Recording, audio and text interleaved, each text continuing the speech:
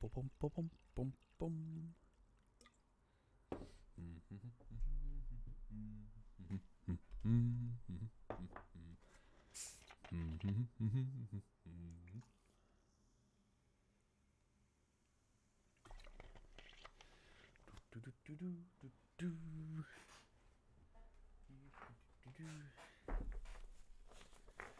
Chat, I keep on playing with my balls.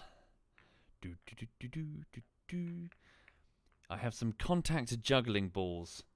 Trouble is, you might catch me in the reflection. Hang on. I put them on camera, but I'm not sure.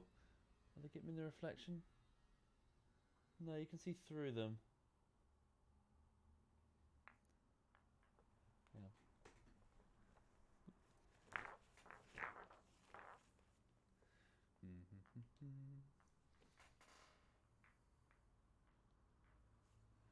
Contact juggling balls. They're fun. Unfortunately, the third one is horribly dented, so I can't do the triple spin thing. Not that I was very good at it anyway, to be honest. Hang on.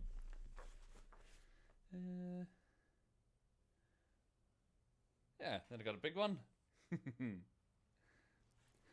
Yeah, they're kind of cool. I picked them up when I was much younger, though, so it was like a thing that... It was one of these things that I always wanted to learn, but never got round to it. Yeah. Hi. Anyway. Yeah, I think they're made out of acrylic, agar-rob, I think. Hang on. Right. What do you do with them, BNTex? So it's like, so imagine juggling, but they never actually leave your hand. So the idea is that you slide them over your fingers, over the palm of your hand. You can roll them up your arm or even over your shoulders and behind your neck if you're particularly talented. So the idea is that it's just like a street performer thing. But I bought them initially in the hopes that I could just sit there playing with them. For example, in the office, I wanted to just sit there and just have something in my hand, just like while something's going on or whatever. But unfortunately, as I quickly discovered, it's the type of hobby that's actually a bit of a pain in the ass to sit down and practice because they're very heavy, deceptively so. The contact juggling balls are really, really heavy, and if you drop one, it's going to go boom on something, which is either going to break that something or it's going to dent the ball. And since, they need to be perfectly smooth, otherwise they won't work, they won't flow in your hand properly.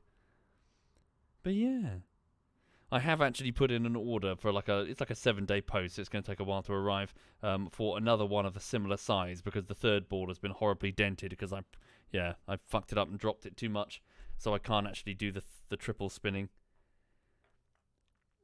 But yeah, sorry, how is everyone? Sorry, I'm getting distracted. Good morning, welcome indeed. I hope you're all okay. So over here, I'm just playing with my balls, obviously. But yes, I'm working on... I'm working on a video essay still, I'm afraid. Many, many weeks now. I think it's week number 13. And basically things are fine. What I'm doing right now is I'm filling in the visuals to try and get the video to 1 hour and 45 minutes. So below the stream is the first hour. I'm trying to bring that up to 1 hour and 45 minutes out of 2, although probably 2 hours and 15 minutes based on the fact that, this bit's a little bit longer than I anticipated. So that's what's going on. So of the chunk that's on my timeline, this 45-minute chunk that I'm working on, I've done the visuals for the first 20 minutes. So I think I'm making good progress. So today, I need to stay focused, I need to stay on target, and get as much of the visuals done as possible. Mercifully, it is actually much simpler than that sounds, because I've got loads of notes. So it's like, I need to show this thing, and then I can snap directly to the exact timestamp on the live stream where that thing is. So, yeah, it's pretty... it's pretty speedy. So work is still on... So, sorry, too long didn't read is I'm trying to get this video essay worked on for you by a week. So let's say a week and 2 days. I'm hoping to have... Let's actually say 2 weeks. I'm hoping to have the next segment below for you. So I'll update that link. Yeah. Not sure, Hero Clark, but... the way things are going, I'm not so sure YouTube streaming is necessarily where people normally go for live streams. Besides, at the same time, I'm already established now, so switching to a completely different platform this late in the hour might not be wise. Might not be wise at all. After all, how many people here would really use YouTube streaming instead of Twitch? you know? Because you're familiar with this website, as shitty as it is. Hang on. Put these away. All right. Right. Okay.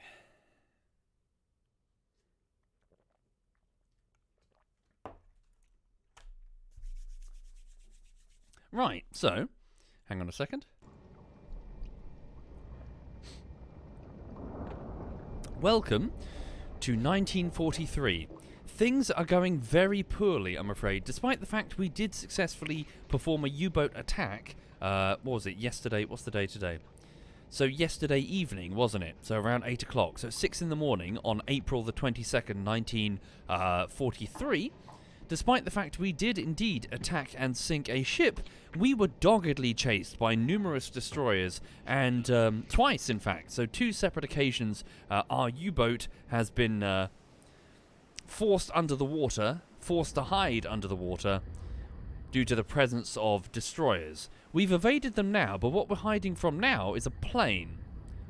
Things are quite dicey at the minute. So 1943, considered by many historians to be the beginning of the end for the U-boat threat, particularly May. So Black May. So next month, Black May, as it was the month of the highest U-boat losses versus the lowest tonnage sunk. So the Allies were really starting to take on U-boats and destroy them pretty damn reliably. And, well, as you saw a moment ago, you saw why. Those destroyers were very hard to evade. Okay. So, yes indeed, Apollo. I'm working on a video now. So the video is 2 hours long, Apollo, and the first hour is linked below the stream in a work-in-progress unlisted link. Please bear with me. There's still lots to do, I'm afraid. There's so much to do. So yeah, bear with me. Okay. So, welcome indeed. So what's my plan? So the time is currently 6 in the morning. That's a bit frustrating. That means we're so close to the British Isles that we're in serious, we're under serious threat of attack by the RAF. So, raise the periscope. So note the periscope that's rising there. There we go. So my U-boat's periscope is now poking above the water. Let's have a look and see if I can spot the plane. It was a Sunderland, which is a type of specialized long-range anti-U-boat bomber. It's a seaplane or a sea-boat. What's an airboat? Or a boat plane. So even if I surface now and go ahead full, we'd have to dive very rapidly when he comes back. So they're able to travel vast distances and just perform their radar sweeps. So give it another half hour. Let's just keep cruising at this speed. Ahead standard. Okay.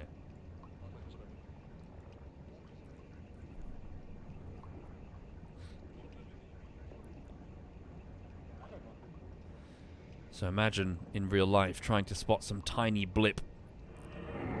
Most U-boat crews would just stay underwater all day and only come to the surface at night.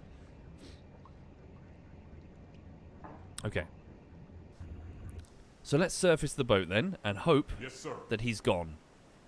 But honestly, it wouldn't surprise me if we get a radar hit any second now and we have to dive again. I might have to come to the surface come evening. But the reason why I'm eager to stay on the surface is that we know that there's a convoy somewhere here. So I'm eager to re-establish contact and try and get it again before it turns this way on its way into the UK. Right.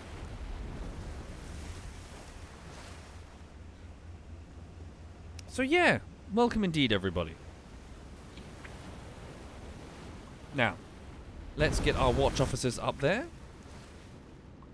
So yeah, make sure that some of our men are in fact resting. Weapons officer, can you rest? Okay. So do we have any radar, so passive radar detection, so we can detect incoming radar waves? None currently. So ahead full, please. Sir. Ahead full.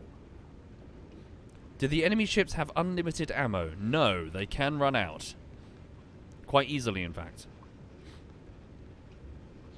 Okay. So let's keep moving. So we're making 14 knots on the surface. It's about just gone 7 in the morning on April the 22nd.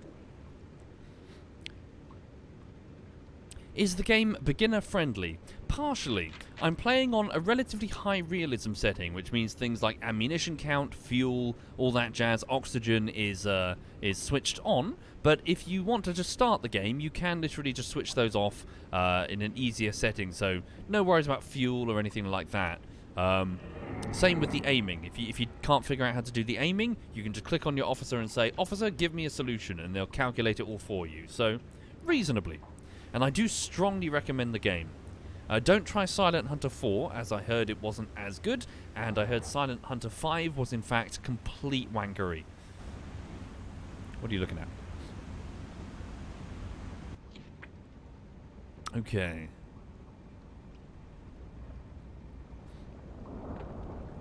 But this one is considered to be the finest of the series.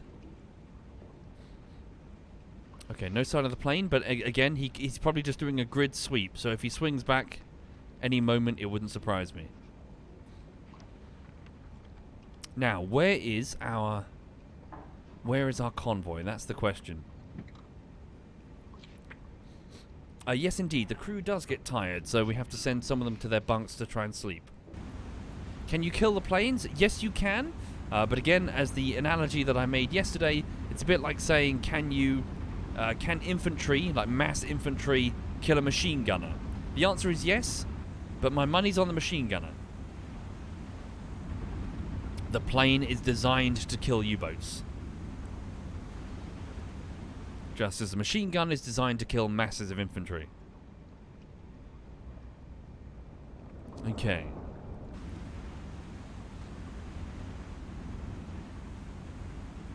So, tell you what we could do. We could switch on our own radar to see what we get. Who's in the radio room? So Carl is on the radio. So hi there, Carl. Carl, the ever-enthusiastic member of the crew, represented here behind us, who loves yelling woo whenever we kill something. Thank you, Carl. Hang on. Here he is. Carl. Hello, Carl. Could you please switch on the radar? Give me a continuous sweep. Yes, sir. Sweeping. Okay, and then I'm going to take control of Carl. So unfortunately, it's only positioned forward right now, which is a bit annoying. Okay. So, what I'm going to do is I'm going to have the rudder reduce speed. Yes, sir. And let's go rudder Ahead 1/3. hard to port. Rudder 3-5 degrees to port. Let's see if we get any blips on this, eh? So the U-boat is going to start turning. Here we go. So we're facing north right now. So we're sending out radar pulses in front of the U-boat's bow. Unfortunately, we don't have a 360-degree version. Can you encounter any enemy submarines as well? Yes, you can. In fact, I believe I've torpedoed one while I was at dock. In Scotland somewhere. However, submarine-on-submarine action was incredibly rare. You've got to remember that at this time in the war, apart from some primitive experimentation with acoustic torpedoes, torpedoes were dumb fire. They would just continue in a straight line. So your chances of hitting another target is quite, well, it necessitates having the target stay on the correct bearing and speed, and obviously you've got to spot them, so you're going to have a hard time spotting a submarine, a U-boat, sorry.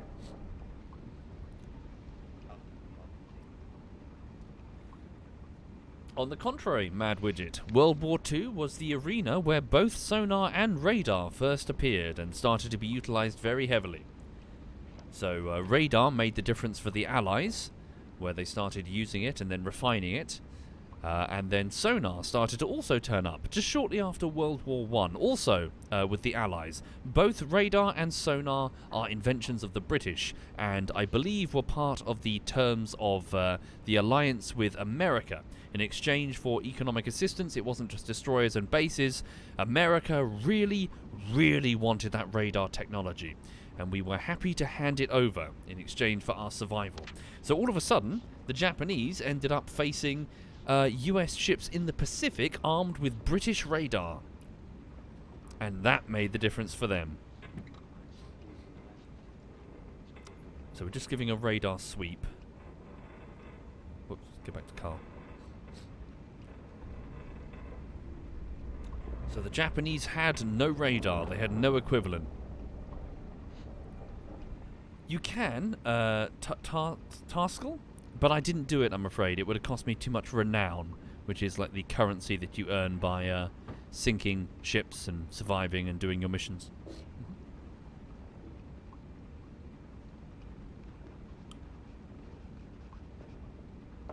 Lizzie, work in progress. First hour done.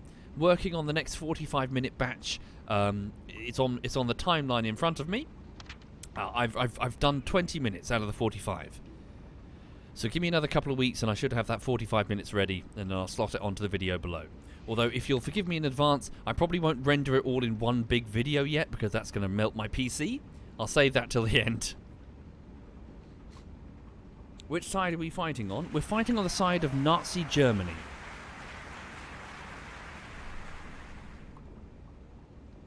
Okay. So nothing on the radar at all. No, we're pointing towards France now. Spain, even. No, probably France. Okay. Nothing. That's frustrating. Return to course. Oh, damn, I don't have a helmsman. Rudder amidship. Yes, sir. New course, 358. Yes, indeed. The British had their own classes of submarine. They have a different naming convention. I think it's the S and the T class. That might be wrong. Yes, they've got different. They've got their own versions of the U-boat. Submarine is the wrong word. They're U-boats, effectively. So a fast attack boat. Think of it like a destroyer, or like a sloop, which can go underwater. But only briefly, only for a few hours at a piece before it runs out of battery and air and has to surface. Okay. Yes, sir. New course, 0. When did the sub become the U-boat? It was the other way around. U-boats were the standard, but over time, new technology became available in at the end of the Second World War. Technically, the technology was known before the start of the Second World War. That technology was the nuclear reactor. So the discovery that you can actually, you could exploit certain, the expected decay of certain isotopes of uranium or whatever, or plutonium, in order to, thank you, Bad Frog, and Black Templar. Thank you, both of you. Yeah, in order to generate power. So with that, it meant that your submarine didn't have to stay on the surface. So they could become true submarines.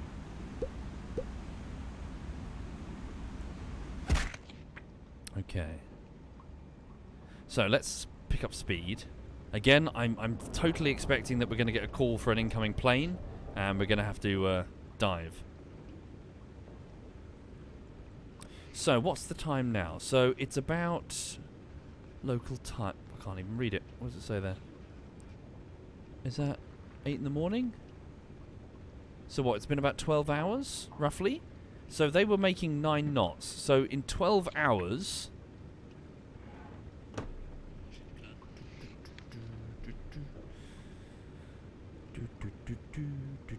they can make around 200 kilometers if they maintain their northerly course. So, assuming that they did not change their course, which they might well have, they've gone from here to...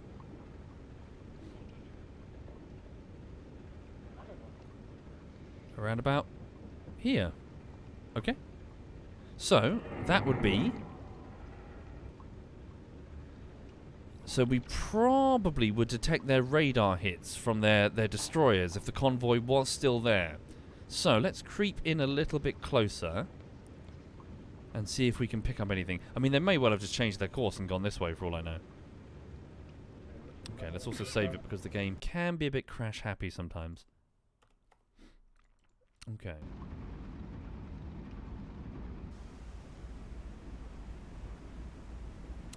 Cool. 9:30, sure, but I've got to pay attention to local time. So local time reflects the rising of the sun.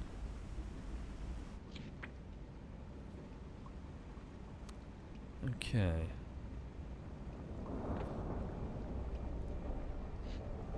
No radar hits. That's not a good sign, I'm afraid. Right, so let's now dip underwater and see if we can perhaps pick up their trail. No idea where they've gone, everybody. Right, take us down to periscope depth. So the men enter the submarine. Ballast tanks are partially flooded. The hydroplanes, is that the correct term, at the front of the submarine are angled down. And the U-boat submerges. This is a Type 9 U-boat, specifically a Type 9B. It is a very, very large U-boat. So the Type 7 is probably like this big. So this is a chunky U-boat. It means it's quite long range and it's got a shit ton of torpedoes, but it's also very slow to dive. That diving speed there would be insufficient time to escape a plane attack. So a plane coming in, radar switched on, sees a submarine, comes in with its rockets. As you can imagine, one rocket is all it's going to take. And those things have, like, what, 24 of them, I think? I don't know, Hampy. No idea. Yes, sir. Okay, reduce engine, please. Ahead Lower the slow. noise for Walter. Walter, what can you hear on the hydrophone? So a set of directional underwater microphones. Sometimes also known as passive sonar. Bit of an odd name.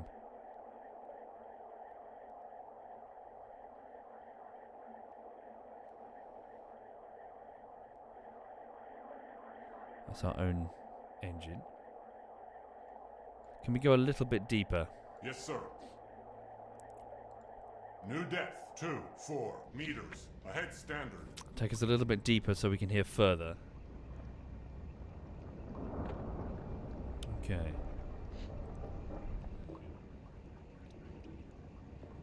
I'm not familiar, I'm afraid, exclamation mark. I don't watch that channel.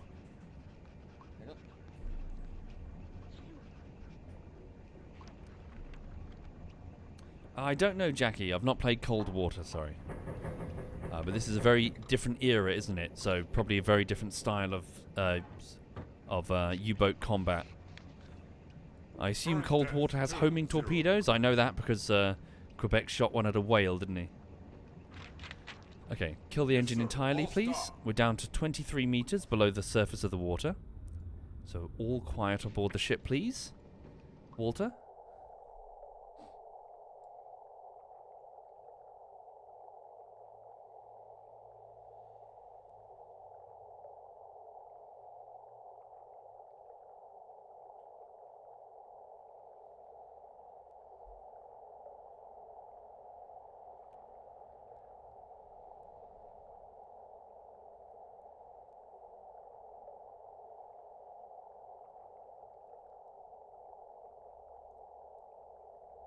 Nothing. That's frustrating. Okay, I would have expected that we would hear them. They must have changed their course. Were they going to America, that convoy? Was it an empty convoy going to pick up goods? So the approximate range would be around there. So what shall I do, folks? So my original destination was all the way over here. How much fuel have we consumed? Show me my reports, sorry. Fuel. We've still got quite a lot of fuel. We could still make it across the Atlantic. Our orders are to go over here and engage targets.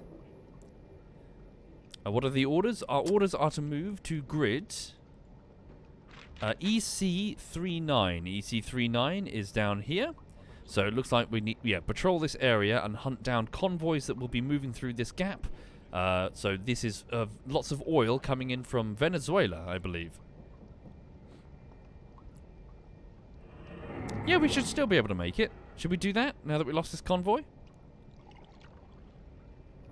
It's going to be a bit of a trek, I'm afraid, but we can definitely do it.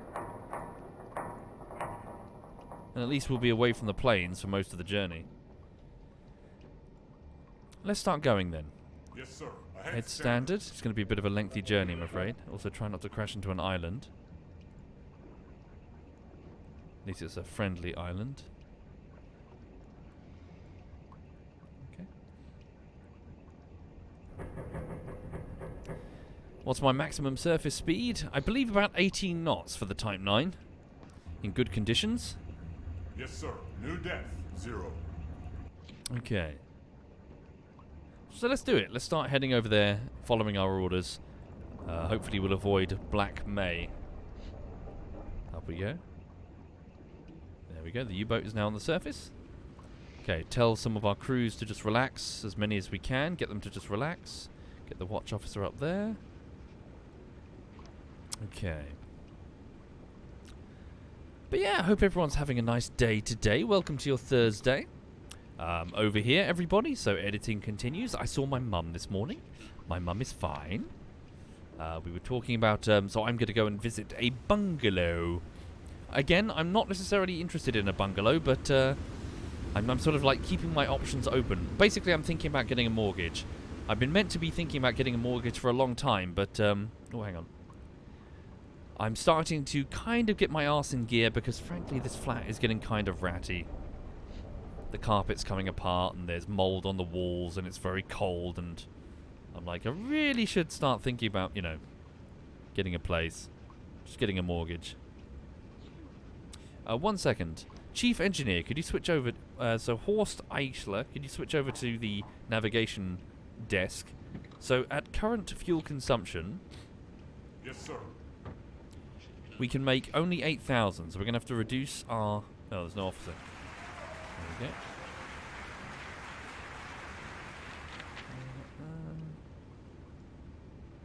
Yes, sir. Ahead 1/3.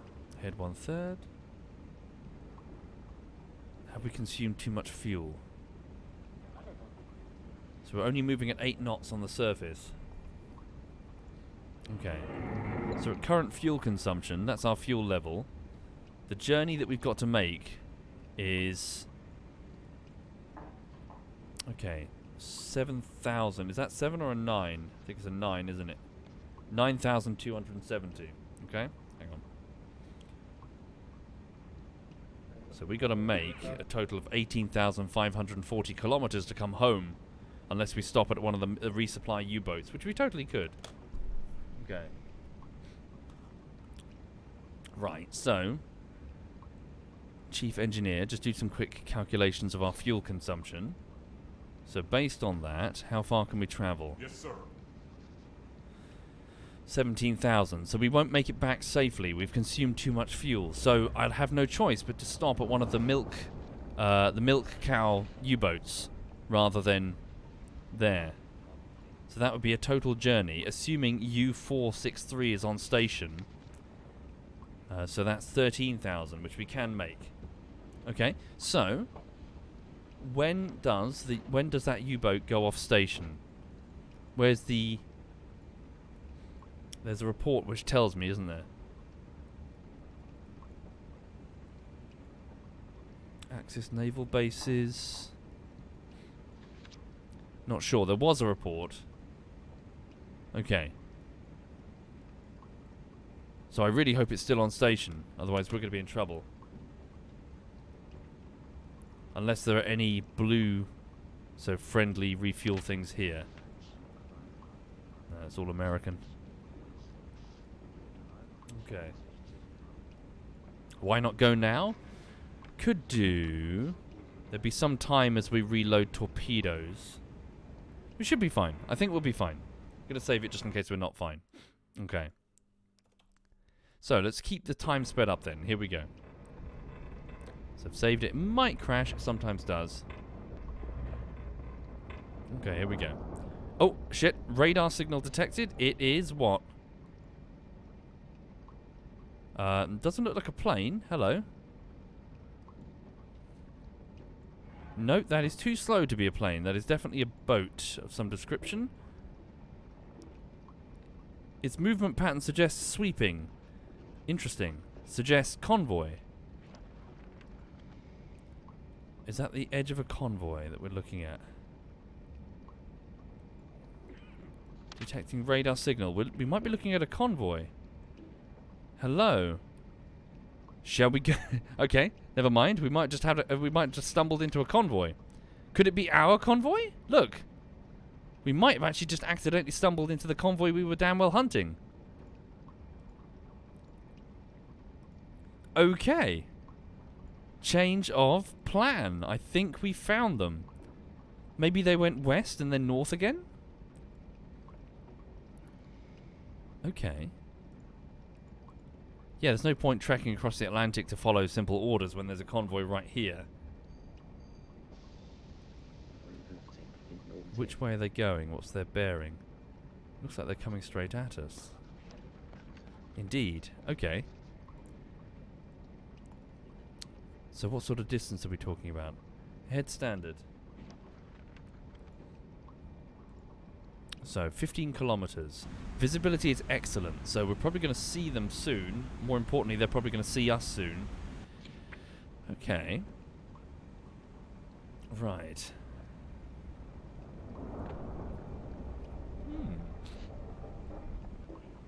Oh, no officer at the helm station. Good shout. Okay, let's get him back on duty. Helmsman, please get over here. Right. Thank you, Skilled Noob. Thank you very much, Skilled. Much appreciated. Thank you. Okay. So, we need to figure out what sort of heading that they're making. Detecting radar signals. So, that's probably the front. I'm betting... Yeah, so I think they're doing... a northeasterly.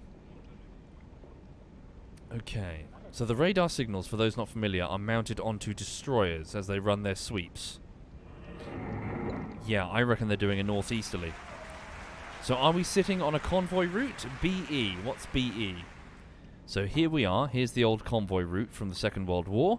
So BE, we're on the far right side of grid BE. So according to this, here. So this could indeed be this ... Single merchant route though, not convoy route. So maybe that? So they're a bit off course.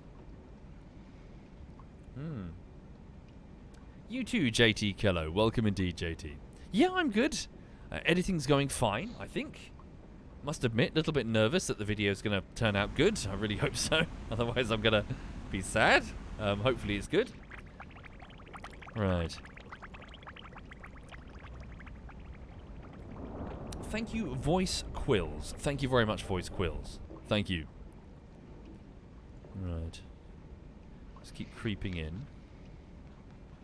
Okay, radar signals. Yeah, I reckon I'm on the money. Okay, so let's pull ahead. So my engagement range is about 12 kilometers, so we might actually get away with going under now. Yeah, I think I should go under now. Hit periscope depth.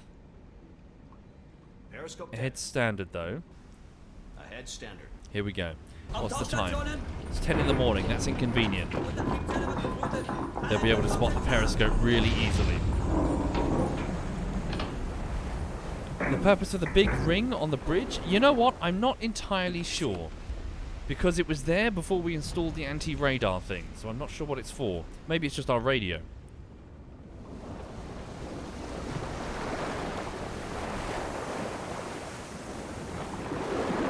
Thank you, Voice Quill.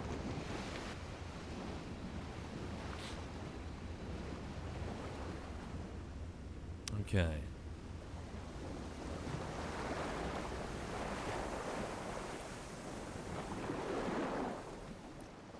So, let's get Walter on the case and see if he can figure out exactly what we're dealing with. 0. So temporarily reduce Yes, our sir. speed so Walter can hear. Ahead slow. So Walter, can you hear? Just gonna have a relax in my bed. Oh no. There we go. Carry on, guys. Contact. Merchants. Hello? Closing. Bearing. 40. Long range. Okay, bearing. Yep, we do indeed have our convoy. So, let's just quickly put down a blip. Put down a blip. Put down a blip. So that's their approximate position. I can't do this with the destroyers because they're altering their position all the time. But the merchant vessels, though, I might be able to figure out their approximate bearing. Let's also please up the attack periscope. Bearing 038. That's this way. Merchants. Closing. Bearing. 4. Long range. So, on the directional microphone... Oh, hello. Oh, I thought I spotted one. So, on the directional microphone, we can tell the difference between the military targets and the cargo ones, because the military ones will sound like washing machines or things going chop, chop, chop, chop, chop, whereas the merchant ones sound like ka-chung, ka-chung, ka-chung. They're very slow. So, listen carefully. Turn it up. Hear that? Chop, chop, chop, chop, chop, chop, chop. That's a twin turbine destroyer. Hear that? Merchants.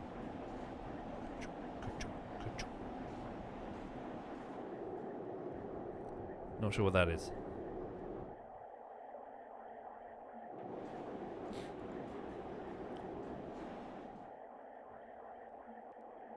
And pay very close attention if you hear something whirring, because whirring often means a very large engine, military engine, like a battleship or something, or a carrier. Okay, very good. Let's take us up to our head standard. The battery should tolerate it.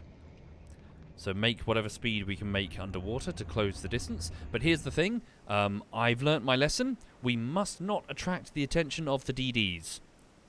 If we get sat on, they're going to stay on us for ages. Like I spent the entire yesterday evening stream just getting depth charged. It was a ball ache. So, we are going to shoot at near maximum range. So like 11 kilometers. Oh god, I'm firing at 11 kilometers again. Okay. Destroyers, Cyborg.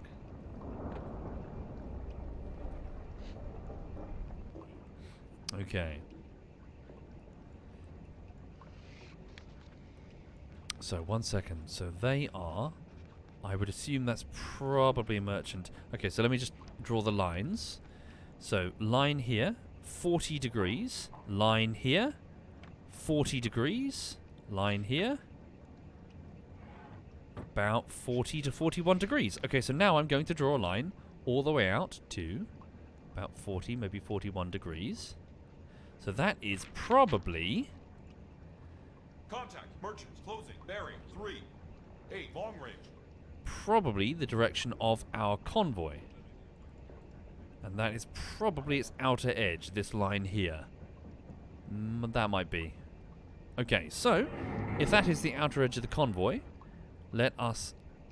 So, here we go. So, right. We are going to get into a firing position, roughly here. And get no closer, frankly. Again, I know it's a bit disappointing. I know people want to get in there and attack, but those destroyers are no fucking joke. And the good news is our visibility is excellent. We should easily be able to pick out a target with the periscope. We don't have fucking waves bashing us around. So I'm hoping we can pick a silhouette, make a solution, fire a torpedo. Interestingly, I also have my fat torpedoes that I should totally use. They were fun. Maybe I should fire a fat torpedo. So it's a type of torpedo that can basically come about. Then again, what's the range on that? 12.5 kilometers. We could do. Then again, actually save the fat torpedoes. Why? Because the sea is very calm, which means that if I can ID the ship, use magnetic triggers to get underneath the ship, and if I'm firing a fat torpedo, then I'm going to make it impact. Seems a bit of a waste to fire such an expensive torpedo on Contact, impact emergency settings. Closing. Bearing 8. 6. Long range. Okay. So let us speed up the time. Sound contact, moving slow. Here we go. Right, and then cut all engines, and then we wait. Okay, so we should see the merchants start to arrive. Okay, and then we'll try and make a firing solution. So for those just joining the stream, you're looking at U-108, our U-boat here, as we sit in the path of an allied convoy coming from, I don't know, South America maybe? The convoy system was a way to try and deal with the U-boat menace, for an unprotected merchant ship was just mincemeat on the Atlantic. A U-boat, a fast-moving attack vessel, could just come alongside with its deck gun, and they often did. In fact, early U-boat commanders were renowned for doing that. They would prefer to use the deck gun rather than the expensive and valuable torpedoes. Unfortunately, the merchants now carry guns much bigger than ours, and putting ships together in one convoy meant that you could have a centralized anti-submarine defense. So the destroyers would be working together. Submarine detected, one destroyer breaks away and sits on him, literally sits on him, stops him from surfacing, letting the other ones get away. So by having all the convoys together in one group, the code breakers at Bletchley Park could intercept the incoming communiques with the U-boat packs who were saying, we've found a convoy here, and basically navigate their other convoys around the waiting ambushes. So you had people working together in convoy groups. Okay, here we go. Again, I shouldn't get cocky because holy shit, those destroyers don't fuck about anymore. So there we go. Here they come. So we should start seeing them. So they should be on my bearing 30. Can we see any? Not yet. Can I see it just through the fog? We can. There is something just through the fog. A cargo vessel. We've just sighted one. Moving at roughly bearing 44. 45? Hard to tell. Let's say 45. Probably. Okay.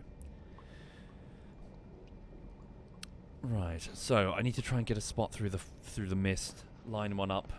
Good morning. ZF Digby's in the chat, everybody. Hi there, Digby. I hope you're very well. Hope your stream went well last night with Stellaris. Okay. So we have a destroyer that's sweeping here. Wait, where's my thing? So probably here. So that is the danger zone. He is going to be sweeping back and forth, like here. Yeah, we go no further than this. This is 1943. I am not going to do what I did last night and get myself sat on by 4 fucking destroyers, 3 town class and 1 Black Swan. Okay. Digby picked a fight with an ancient empire, thinking I could take them. I could not. Oh shit. Okay. I've not tried it, Commissariat. Not familiar, sorry. Okay. So, we need to go for one of the closer targets. Can I see them? Visibility still feels a bit limited. Okay, so let's try and close in a bit. Yes, sir. Ahead 1/3. Go silent running. Ahead 1/3.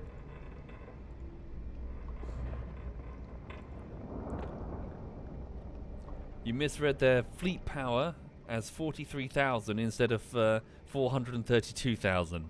Whoops! Whoops, whoops, whoops.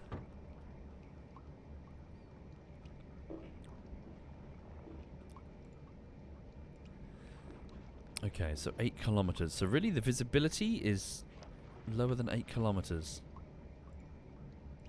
Watch out for him, he's a big threat.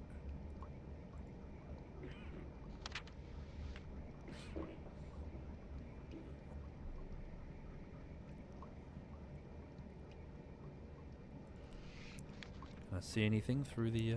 there we go. I see a destroyer somewhere. There, that's the back of their formation. So let's move this way.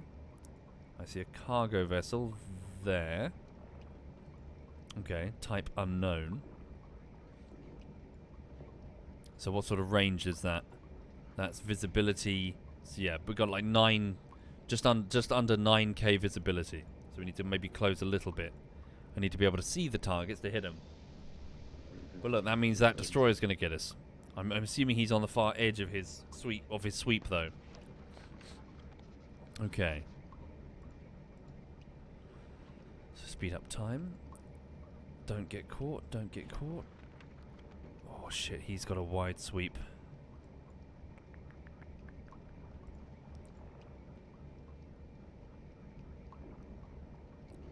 Fucking missed. Can I see the destroyer closing in? He's about 8 kilometers somewhere over there. Can't see him yet. Okay. So while we're waiting, I've got all 4 forward-loaded torpedoes ready and in their tubes. When does the game end? 1945. Okay. So let's go to my torpedo computer. So 0 depth for the moment. I'll figure that out momentarily. Give me a salvo of 2 forward-facing gas torpedoes with a speed of slow. That makes it 12 kilometers to 12.5 kilometers. Bearing manual control. Direct 0 in front of the U-boat and just spread that out just for the minute. As for the spread, really tighten that up. Really, really tight, because that is going to be an incredibly long shot. So by the time it reaches the target, as you can see, the spread gets wider and wider and wider and wider until, yeah, it's just going to miss the ship. So very tight. There we go. Alright. But none of that matters if we cannot spot a ship to shoot at it. There's too much mist currently, everybody.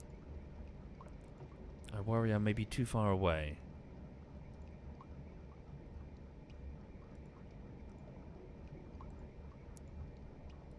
I'm spotting them.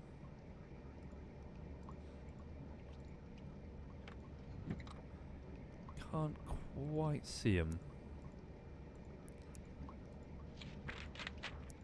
Just trying to lock on to something in the mist. Tanker, hello.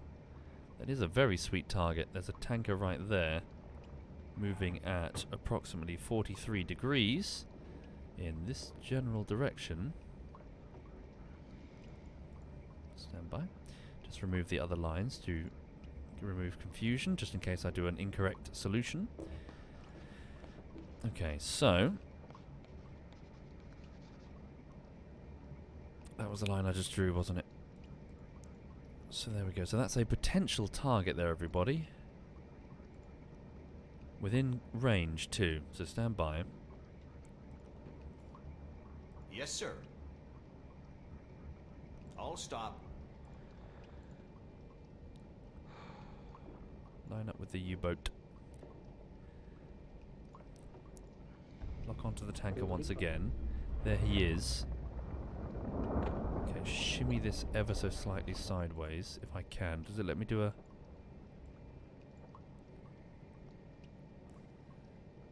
Okay, I think it does. Keep locking onto the tanker so we can see it. Okay, so stand by.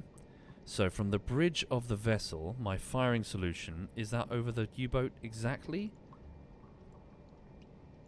Make sure it's there. Cut all engine entirely. So navigation map. So now we measure the angle on the bow, which is pretend that we're standing on the ship itself, looking at the U-boat. This tells me that we are approximately 92 degrees, approximately. Stay locked onto the tanker. So 92 degrees. So we're going to go to the targeting computer, and exactly where is the shot? Shoot me that forward. Don't lose the tanker. So according to this, I would have to fire 6 degrees. So 354? Maybe 355? Okay, so stand by. So now we go to the torpedoes, and we tell them to take the gyro angle So here. There. Fuck. Maybe split out just a little bit. Tiny bit. Really tiny. Okay. So range doesn't matter for now. Now it was 94, wasn't it? So 94. Again, pretend that we are standing on the bridge of that tanker. Okay, and what sort of range? The firing solution has the range of...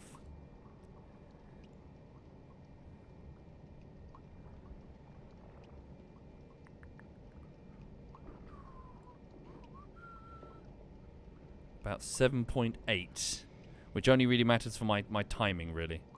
So 7.8, so stand by.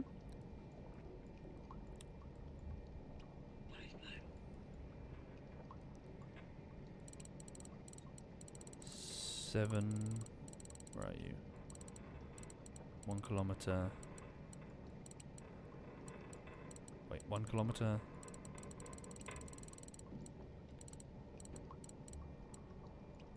Roughly. And 8 minutes to target. Recheck my angle. It's 92, not 94. Is it really? Am I dumb?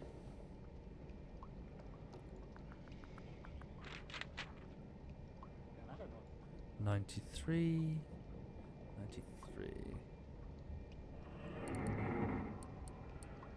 There we go. Should be good.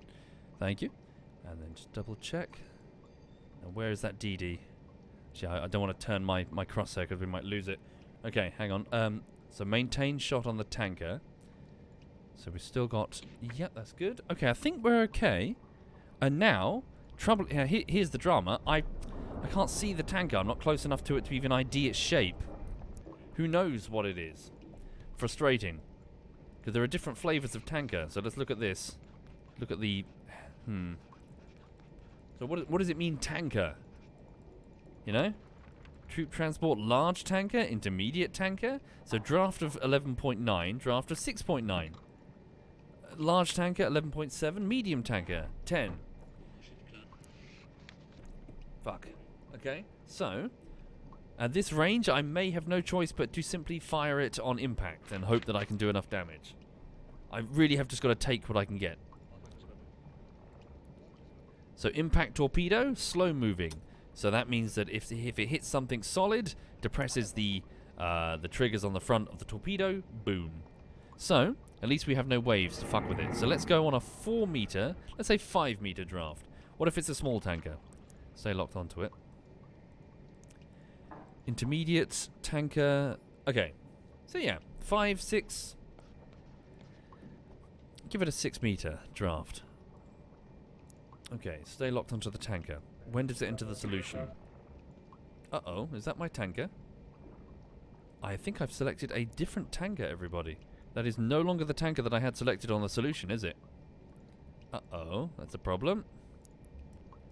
Where's my tanker? Because that solution is way off now.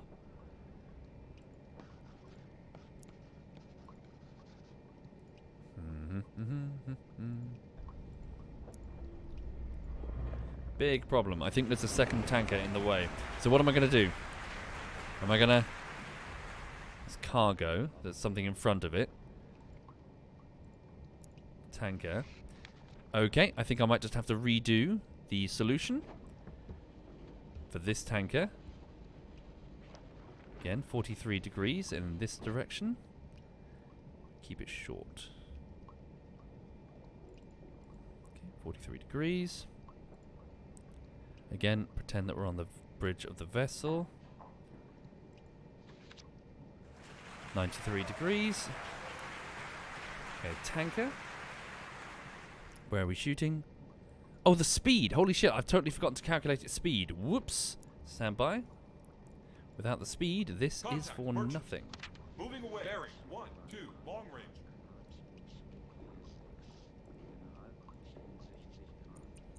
Shit.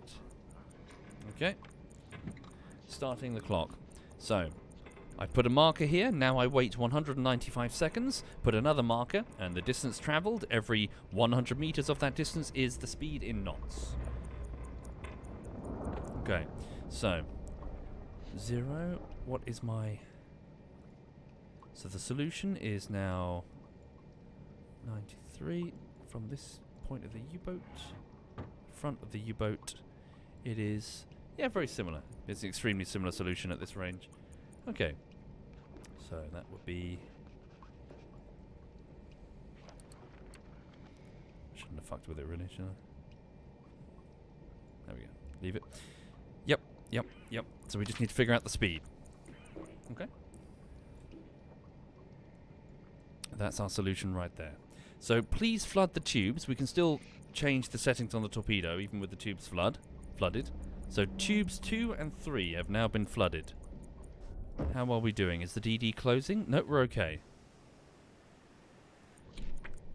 Alright. So for those just joining the stream, I'm sitting in, not the path, but I'm sort of parallel alongside a convoy. But they're very long range. They're just in the mist over there. Very hard to spot. I'm kind of cheesing it a little bit by using the locking. So I'm trying to lock onto it through the mist. The game can see it further than my eyes can. But otherwise I'm not going to get fucking close enough to shoot at it. Okay. So we're just trying to calculate. So 1.5 minutes until we figure out exactly how fast it's moving. Okay. No, I've not seen them, Matthew. I really should look into them, but if you'll forgive me, I'm nervous because the game was so crashy that I couldn't get it running. Frankly, I just got the game running, and then I didn't want to fuck with it anymore. Maybe I should sit down and have a proper play with it, but now I'm too nervous to touch it, otherwise it's gonna... I don't want to break. I've got it working, I just don't want to break it. Impact slow moving, 6 meters. Okay. It's a game made in 2005. I'm not playing, with my luck here. Okay. So again, speaking to those at the back who aren't sure how this works, by firing the torpedo in a straight line at the target, if it takes 8 minutes and 22 seconds to travel, then it's not, well, the target isn't going to be there when it arrives. So we need to fire into its path. By knowing its bearing and knowing its speed, we can effectively calculate where it's going to be in 8 minutes and 22 seconds. So surprisingly, torpedoes can be an extremely effective weapon, for ships do not change their course that often at sea, especially in the time it takes to load and fire a torpedo. Stand by. So we can pretty much guarantee a hit if our maths is correct. Hang on. 4, 3, 2, 1. Locked. Draw a marker.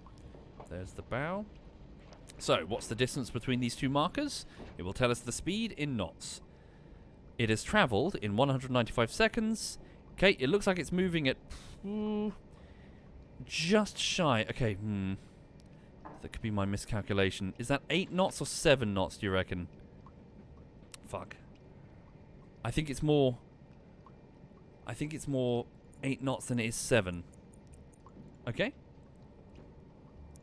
Damn, okay, I've lost my target. Just stay calm and try and reacquire it. Tanker, there you are. Okay, so let's say on the torpedo calculator, let's say 6, 7, let's say 8 knots. I'm going to say that they're moving at 8 knots. Okay.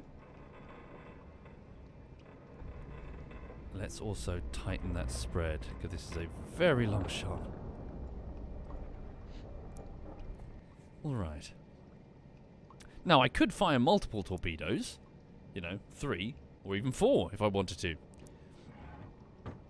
But let's stick with 2 for the minute. So, that's the solution. The tubes are flooded. I need only press the fire key. Okay. Yes, but don't worry, the range doesn't matter too much.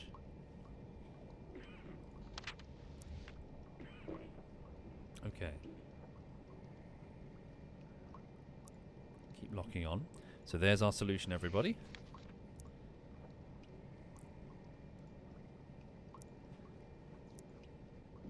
Okay. So just verify. So stand by 93 degrees. That's a destroyer. Looks like we got... Yep, looking good. It's pretty much... Yep, we're good. Check calculations again. Yeah, I think we're okay. So we're shooting off. The torpedo is going to fly off on the gyro angle of 340. That's where, yeah, in 8 minutes and 22 seconds, roughly where it will be. Okay. Get ready. It's about to enter the solution.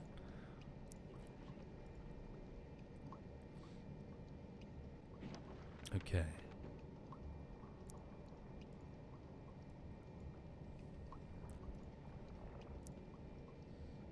It's a bit awkward, to be honest. Got to keep flipping back and forward, doing the cheesy lock bullshit. Okay. There is a hotkey to fire, but I've forgotten what it is.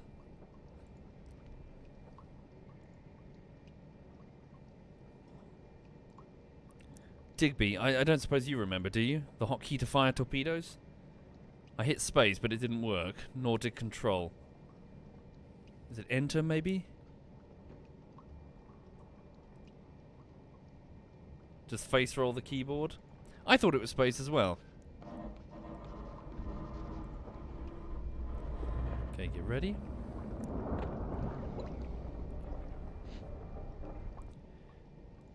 It's going to enter the solution any second.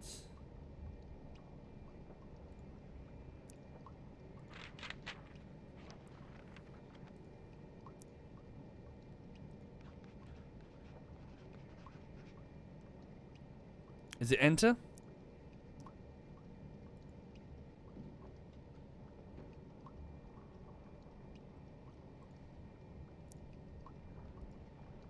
Get ready, here we go.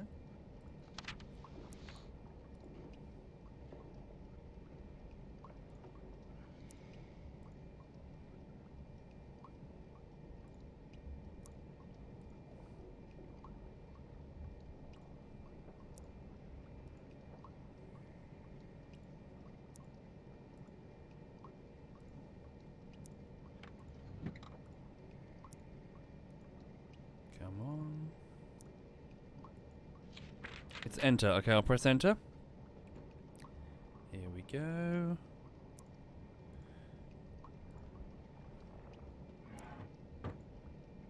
Okay, and fire. Nope, that's not it. Stand by. Fire. Tubes away. Okay, take us down to 25 meters. Here we go, everyone. New depth, 4 meters. Torpedoes in the water, gas fired, slow moving. They'll take 8 minutes to reach their target. They may misfire and explode. They may sink incorrectly. Their magnetic triggers, if we were using them, might prematurely decide that the ship is above them and the torpedo will explode. There's a multitude of fucking things that could happen to these bloody things. Okay. For the moment, please tell the U-boat to slowly and steadily go into silent running and creep away from this convoy. Move north. Rig for silent running. New course, 1. Yes, sir. New depth, 2, 5. So, 8 minutes until, hopefully, impact. I see one of the destroyers. Yes, these are impact triggered, so... And thankfully there's no big waves that they could clip accidentally and explode.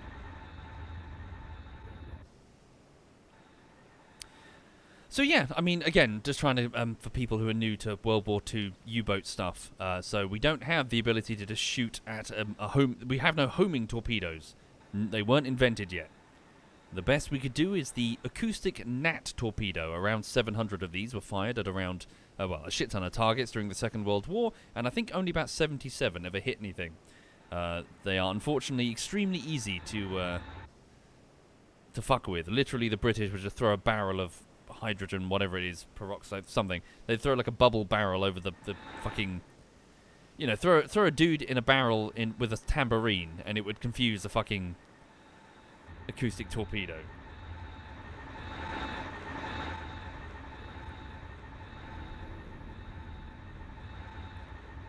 Yeah, poor dude though. You know what I mean. Okay. So, we have dumbfire torpedoes that follow a gyro angle and continue slowly. Again, they may seem ineffective, but if the ship does not change its course or speed, then you're pretty much guaranteed a hit, so long as you've calculated it correctly. And in the early parts of the war, more often than not, they worked just fine.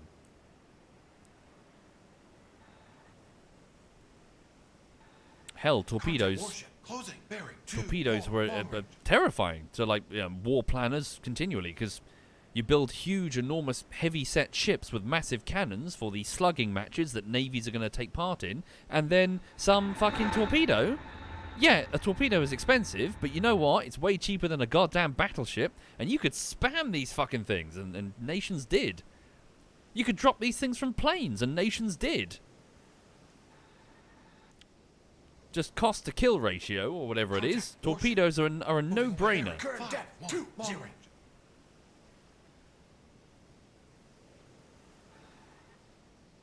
So yeah.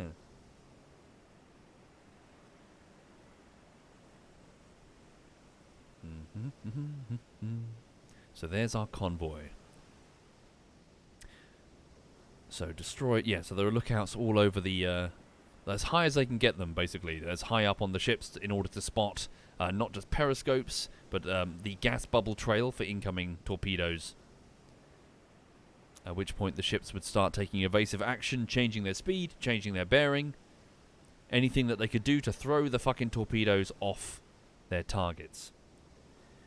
U-boat captains would not generally engage during the day, particularly in the late war. They would wait until, they'd wait until night in particular, and then try to go in at the right moment. But what does that mean for a U-boat captain? Well, it means they've got their dick in their hands all day. The convoy's plodding along, and they can do nothing. They can just shadow them. And it also means they've got to shadow them on the surface. So if the enemy can get a plane overhead, and they often did, in fact, closing the air gap was a major objective of the Allies during the Battle of the Atlantic, U-boats were very vulnerable on the surface. So, what I'm saying is, once the convoy system got sorted and the Allies got their act together, and that moronic Admiral King was finally, someone put a sock in him, they were able to properly throttle the U-boat threat. And again, I keep saying, next month is Black May of 1943, considered by many historians to be the turning point of the Battle of the Atlantic. Okay, both torpedoes are still running true. No malfunctions. Alright. That is a large convoy, everybody. That is a very chunky convoy. I would go and look at them a bit more closely, but I'm worried I'm going to lose the torpedoes. So, material kept flowing across the Atlantic. Again, 700,000 tons was the minimum expected sinking amount of cargo for the Kriegsmarine in order to turn the war. But you've got to bear in mind that that number kept climbing as America's industrial base was brought to bear. For America is no longer the neutral party, just sort of sitting to one side, considering this to be Europe's affair. They've now been attacked, openly attacked, by the Japanese on the other side of the planet. So they've thrown their lot in fully with the Allies. And as I keep saying, it's 1943. In 1941, there was the need to open up another front in Europe, as pressed for by Stalin, who is currently his nation is currently shouldering the blood cost of the war. The Allies know that they've got to get in there. They've got to get in there before the Soviet Union eats Nazi Germany and basically decides that the Soviet Union stretches from Moscow to Paris. So, planning is underway. 2 operations. One has been tentatively named Neptune, the naval engagement of around Europe to secure its ocean, to secure a landing, and the other one has not been named yet, but it will after December of 1943, will be named Overlord, for an invasion. The plans are being worked on now, and the material for that operation will be heading across here on these exact same boats very soon, which is why it's relevant for us. Troops, arms, fuel, all the stuff necessary for Overlord. It will come within our crosshairs. Okay, so how are we doing? Did I fire? Are they in fact travelling at 7 knots and I miscalculated? Possibly. Do we have a flat out miss?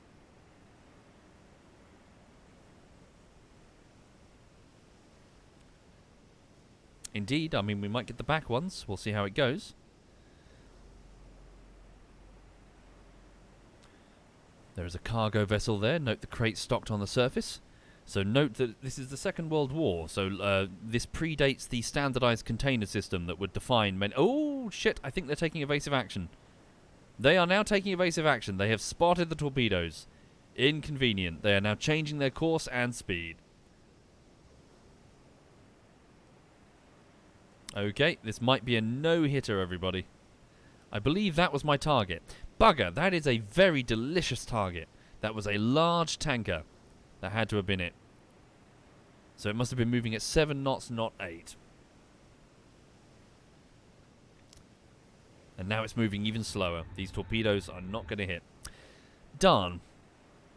Darn, darn, darn.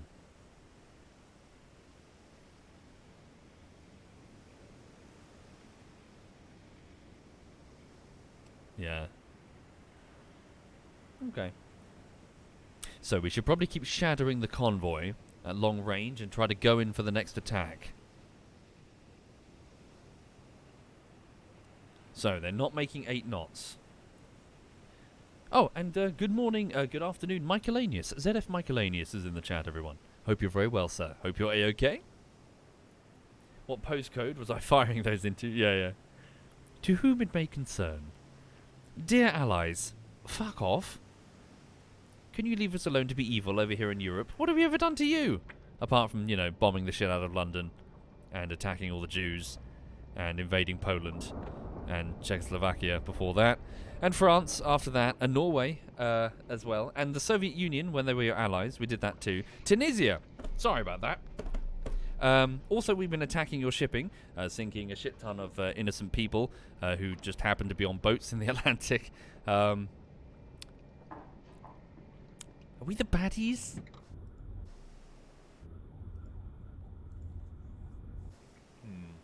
Oh, Belgium? Yep. What else have I missed? Yeah, basically we've been marching up and down Europe, being arseholes. We fucked around, and now we're finding out. Okay. Don't forget all the neutral Danish ships. I don't want to talk about that. I have no idea. It's not my fault. That is not my fault. Sorry, I'm going to get defensive here. That is not my fault. Who designs a red flag that looks exactly like the Merchant Marine flag that I'm meant to be sinking? Change your flag to not be red on the open seas.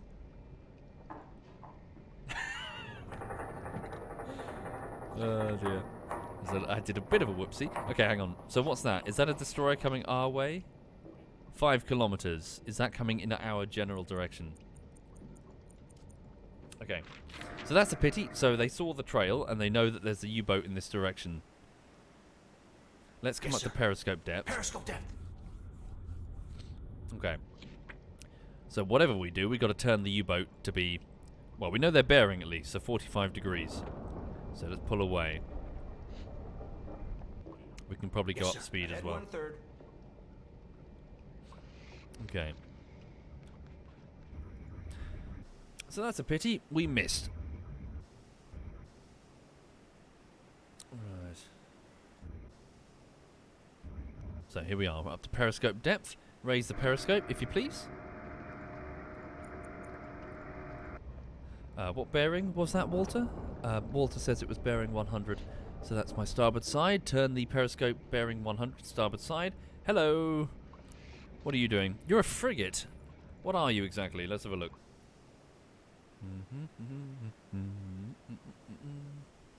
Bearing 100 is that way. There you are. Yep, he's almost certainly... Yeah, he's not going in the direction of the convoy. He knows that torpedoes came in this general direction, and he's sweeping to try and figure out what and where. So, I believe, I might be incorrect, but this looks to me to be a Black Swan class. Not many of these were manufactured. These were dedicated submarine hunters, built with modern technology, decent guns, fairly decent anti-aircraft capabilities, but the ability to act as submarine hunter killers. So yeah, they have numerous depth charges, side-mounted and rear-mounted now. They're taking the anti-submarine role very seriously. It has a decent ASDIC unit. If you don't know what ASDIC means, it's the precursor to sonar. Their crews are well trained. It's a Royal Navy Black Swan. In fact, that might well be the exact same Black Swan that was hunting us before, if this is the same convoy that we were hunting before. Is this a town... sorry, is this a town class? 4-stacker? Negative. That is a... I'm not sure. Is that a tribal? No. Not sure what that is, sorry. Can't quite tell.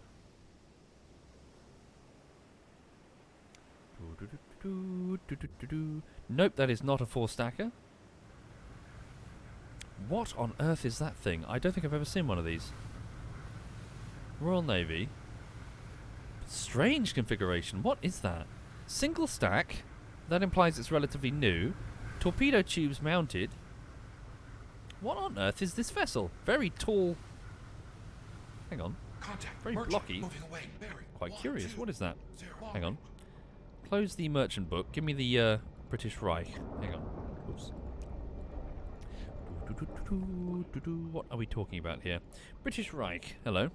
So that was definitely a destroyer or a frigate. It wasn't a sloop. Hang on. Illustrious Dorsetshire. No.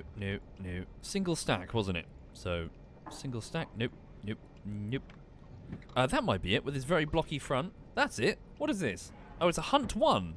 Really? That's a Hunt 1? No, it looks different. Hunt 2. Hunt 3? Maybe it was a Hunt 3. Yeah, that's got to be it. So 84 meter, 84.5. Tell me about the Hunt class. The Hunt class. The Hunt class mine countermeasure vessel. Oh, okay. What's this? Role of minesweeper. Modified. Really? Displacement? No, that can't be it. The Hunt 2. No, that's too small. This vessel that I'm looking at can't be it. The Hunt class destroyer. I found it, sorry. So it's a class of escort destroyer of the Royal Navy. The first vessels were ordered. Oh my god, she's state of the art. So 1939 they were first ordered and only just deployed. Modern Hunt class, mined counter... Oh, sorry. Sorry, my mistake. So the name Hunt has been maintained, but this is a completely new vessel for this role. So what is this? Sorry.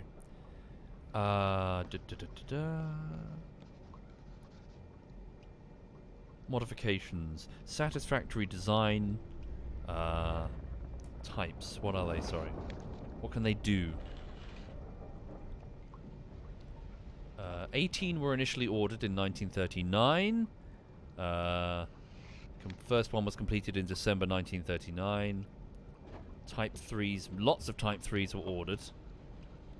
Okay. So what is this? Sorry. So twin mounts, 4-inch guns. You can give 27 knots.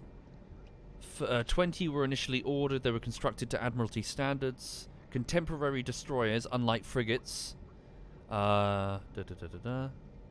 were restricted to the North Sea and the Mediterranean Sea.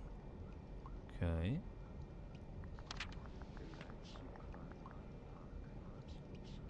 Just trying to get tease some little facts out of them. Hang on.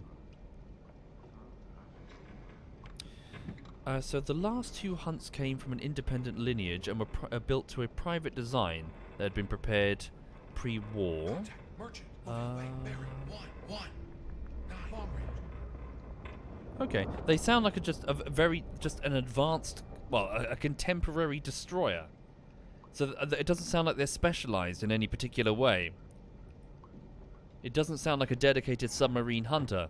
It looks like a modern destroyer class. 4-inch guns, anti-aircraft capabilities, depth charges, torpedoes in the center apparently. So yeah, this thing is not an anti-submarine hunter.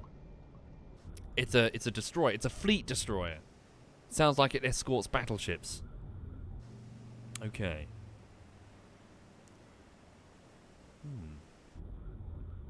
Let's stay the fuck away from that thing, eh? Sorry, I was just googling it. Ale YOLO. Interesting. Okay. So what is it doing? It hasn't found me. That's good. So we're gonna sneak away. Keep moving. Keep the speed up. Okay, so I know that the visual range is about 8 kilometers, isn't it? But bear in mind they do have radars. So let's keep sneaking away.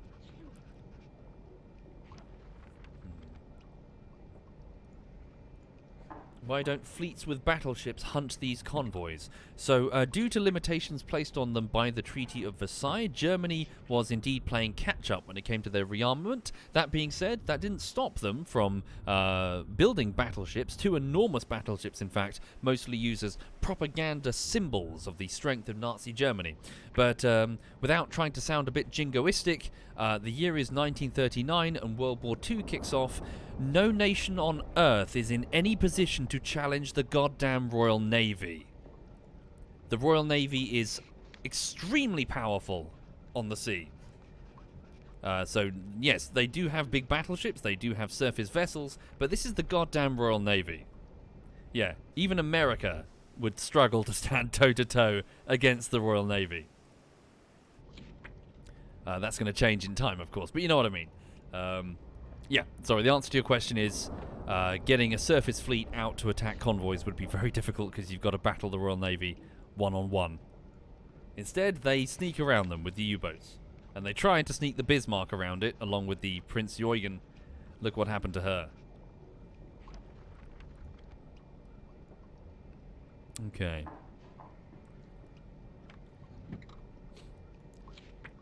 Yes, sorry, let me just sip some tea. That was a bit... Sorry, I'm probably being a bit... Mostly for comedy. But yes, the money is going... My point is Britain is spending the money on the fleet. Like, that's where the money goes. It's going on the Royal Navy. So, you know. It's sure as shit not going on the Home Guard.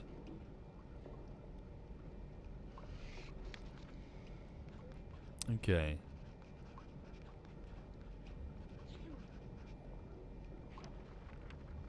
But, sorry, that being said, beyond the comedy, I mean, that was a valid fear. That was a huge fear. They feared that Germany would get a battleship out into the Atlantic because they could easily attack convoy. There was a... What was it, sorry? A German mini battleship had a convoy engagement, and the only reason the battleship... I can't remember the name of the battleship. The only reason why it didn't do more damage was because if memory serves, I think it was a British... cruiser did basically a suicide run against this battleship, charging into the jaws of its guns just to keep it busy so the convoy could scatter and run. The Scharnhorst, thank you very much. But yeah, it was only through the valiant effort of the crew that basically, sold their lives to protect the convoy, that it didn't just fucking wipe out the convoy. So yeah, that was like an oh my god, what the fuck. German battleships are terrifying. Hence why they spent so long trying to make sure that the Tirpitz and the Bismarck, the 2 enormous battleships, larger than anything Britain had, could not get into the Atlantic unmolested. So the first one was the Bismarck. She tried to make a break for it over here. She got all the way here. She was shadowed by the fleet, so the Northern Fleet with the Hood, had a battle with the Hood over here and sunk her, much to the shock of the British public, and an enraged Royal Navy chased the Bismarck all the way here and then sank her, like here-ish? Here, I think? Somewhere over here. And then the other one was the Tirpitz, and they were worried that the Tirpitz, which I think was hanging out over here in Kiel... Was it Kiel? Yeah. They were worried that the Tirpitz was going to do something similar, so whilst watching for her, they realised, so based on intelligence reports... sorry, when was this? Was this 1941? I think it was 1941. They were terrified that the Tirpitz was going to do the same thing, and they realised that there's only one dry dock past Fortress Britain, so past this bit and past the channel. There was only one dry dock where a battleship could repair itself, and that was at... Was it St. Nazaire? So there was a commando raid. The Campbelltown, so it was a destroyer loaded with commandos, rammed the dry dock, and the commandos ran rampant across the dock there to blow up as much as they could. Basically, they succeeded. They sabotaged the dry dock, and that made the Nazis nervous about deploying the Tirpitz, because if it got damaged like the Bismarck, where the fuck was it going to repair now? So, sorry, your question about surface fleet, why not? The answer was, yes, indeed, they did try, but the Royal Navy was a savage beast, and putting a lot of effort into making sure that that never happened. So yes, the Tirpitz got stationed in Norway, and was it eventually destroyed by an air raid? I think. I can't remember if it was an American or British air raid.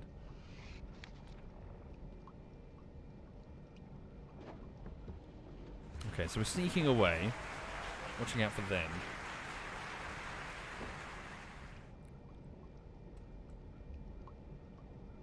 It was a British air raid. It capsized, according to Spitfire. Oh, bloody hell. What happened to it? Is it still there, or did they scrap it? Is it a war memorial? Tirpitz. Let's have a look. German battleship Tirpitz. What happened to it exactly? Final British attack on the battleship Tirpitz occurred in 1944. Okay, the ship tried to use its 38cm guns against the bombers, which approached the battleship at 35 minutes past 9 in the morning. So the guns succeeded in causing the bombers to disperse, but could not break up the attack. A force of 32 Lancaster bombers dropped 29 tall boy bombs at the ship, landing 2 direct hits and 1 near miss. Tall boys are huge, my god. Okay. Oh no, so several of the bombs that actually missed landed within the anti-torpedo net barriers and caused significant cratering to the seabed, which removed a lot of the sandbank that had been constructed to stop the ship from capsizing before. Interesting. So is that why it capsized? Because a shit ton of the... Oh! Isn't that the point of the tall boy? Hang on, did they accidentally... It is, isn't it? The tall boy bomb.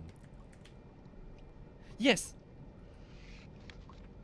Yes, the tall boy bomb. So the tall boy bomb is not actually designed to take out the structure that it hits. You're meant to hit it in the soft terrain next to a bunker, so that you blow a huge cavity, and then the weight of the structure basically causes it to collapse. That's the idea behind the tall bomb. So technically, by accidentally missing the Tirpitz and hitting the seabed, blowing out the sand, they actually that's what the bomb's designed to do. That's okay.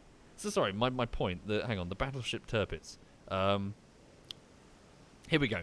The wreck of the Tirpitz remained in place until after the war, where a joint German-Norwegian company began salvage operations, which lasted between 1948 until 1957. God damn. Fragments of the ship were sold by a Norwegian company. Okay. Seems a bit of a shame, really.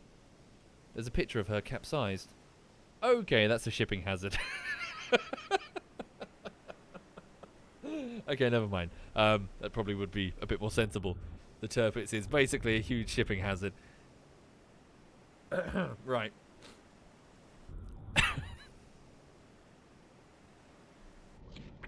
Cool. Sorry, I got distracted. I apologize. So yes, the German battleships, the Bismarck and the Tirpitz, trying to get out to the Atlantic. One succeeded and got sunk. The other didn't succeed and got sunk. Okay. So, how far away are we? My periscope is currently down. Let me just... I need to make sure that they can't see me before I do a runner, you see? Hang on. So, where's the closest destroyer? Is it there? 9 kilometers. So, we're just out of visual range. Okay, so I'm going to save it. I'm going to surface the boat. And then I'm going to try and leg it. And hope that I can get away to pull ahead of them for my next torpedo attack. So here we go. So, cancel that. Bring the boat further away. Here. This way. Full speed ahead. Surface the boat. Here we go. New depth, 0 meters. So there's always a possibility that they could track the radar signal. So let's try and pull away as quick as we can. Dane Knight. Hi there, Dane Knight. An interesting piece of naval trivia. The primary guns on the battleship, not going to pronounce this properly, Nice now? Were bought by Denmark to be used as in an anti-naval fort. Oh, really? Cool. Alright.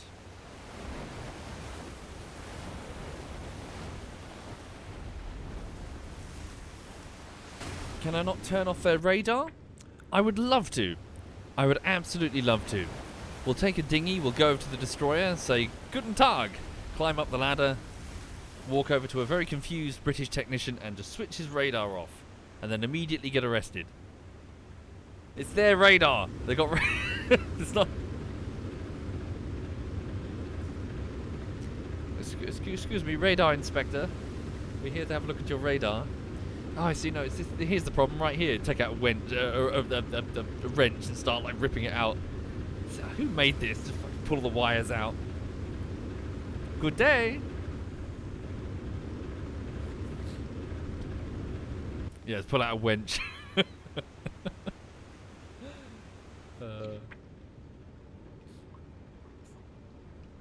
Okay.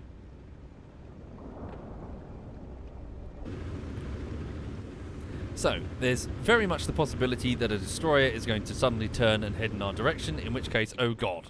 So we're going to drive as quickly as we can. In fact, Yes, flank speed. Really Ahead flank. push those engines. We're making a shit ton of noise. Okay. What happened so far? Found a convoy, shot at the convoy, missed the convoy, running away from the convoy. Not very good at this.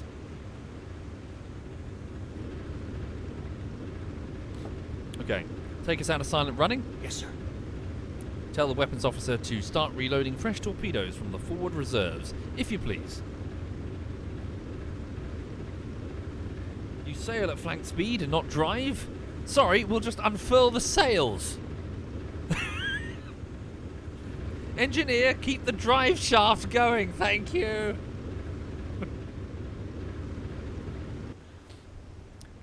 Anyway.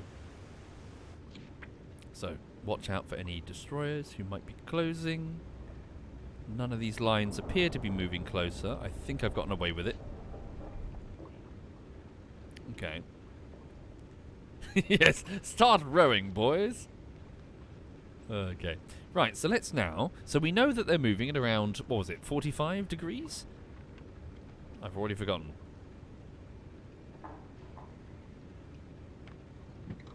It's around 42, 41 degrees. So let's push this all the way out here. So that's their probable course, okay? So let's maintain a separation of around... Let's go all the way out here to 17 kilometers, just in case one of the destroyers gets nosy.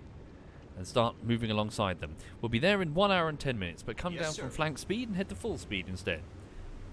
Ahead full. So, right now, the local time is 18 minutes past 12. We are super vulnerable right now to aircraft, so I totally expect a flyby from a Sunderland, a short Sunderland, which is a type of anti-torpedo bomber. Why? Because we got a buzz about 2 hours ago, 3 hours ago. Okay. So, let's do our best. Here we go.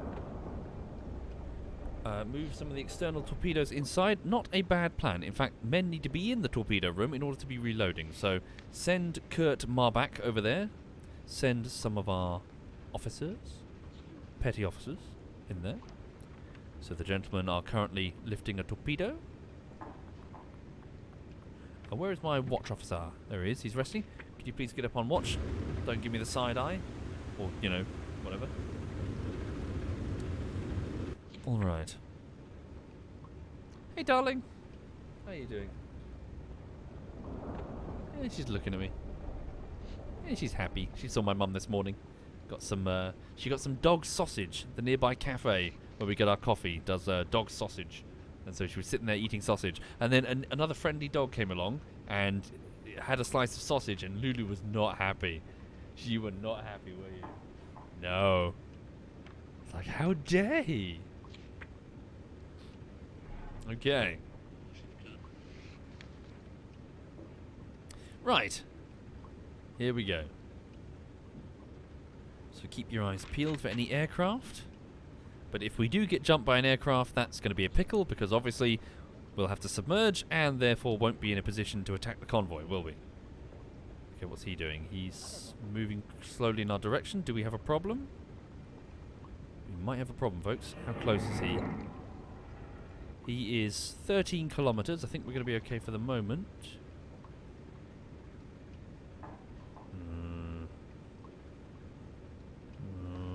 He's making me nervous. Okay. So keep moving alongside this convoy to try and get in front of them. Have they changed course? That's interesting. The radar signals are now getting weaker on me when they shouldn't if they were maintaining their course. I think they might have just changed course on me. So, let's creep in closer.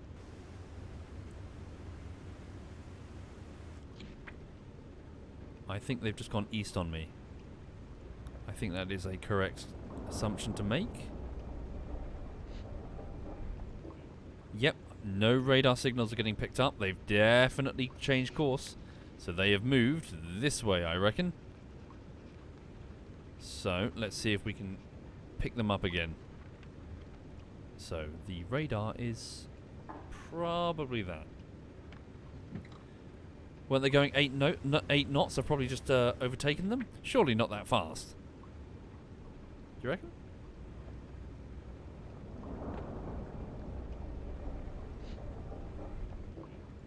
No, I think they have changed course, haven't they? Whoa! What the fuck? Someone just fired a shot at me. Who fired a fucking shot? Oh god! Oh my god, on toast! Sink the boat! Yes, sir. What the fuck? Periscope dead. Oh my god! Oh my god! Oh my god! Oh my god! Oh my god! Radio room damaged. Holy crap! Where did he come from? Bloody hell! Frigate charging us. How bad is the damage? Oh my god! Fuck!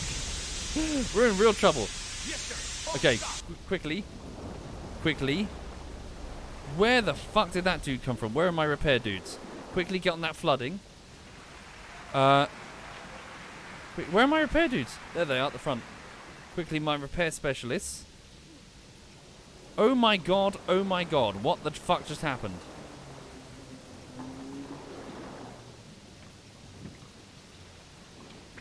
So get on that flooding quickly. Do we have any damage? Should be okay. No permanent damage. Bloody hell. Did they switch their radar off? Frigate closing. You little bastard. You little bastard. I'm not going to tolerate that shit. 1-0. I'm going to go for him. Should we go for him? We've got to get this flooding sorted first. I'm going to fire one torpedo. Contact. Merchant. Closing. Bearing. I'm in no mood to get sat on for like fucking an hour. Fire one gas torpedo at him. Right, come about.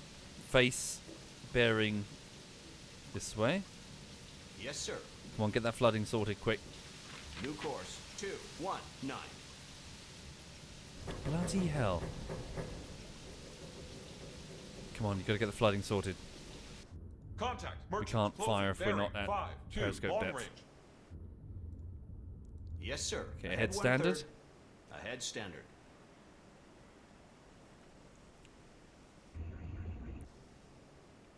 Right, come on. Bring the whole boat around. So what was he again? He wasn't the Hunt, was he? He was probably the Black Swan. That's probably the dedicated submarine hunter. So Black Swan class. 3.7 on the draft. Merchant. Closing. Bearing. 4-0. Give me a single torpedo. Slot 1. 4.7. So 5-meter draft. Magnetic torpedo. Direct straight line. Come on, get the flooding sorted. Where is he?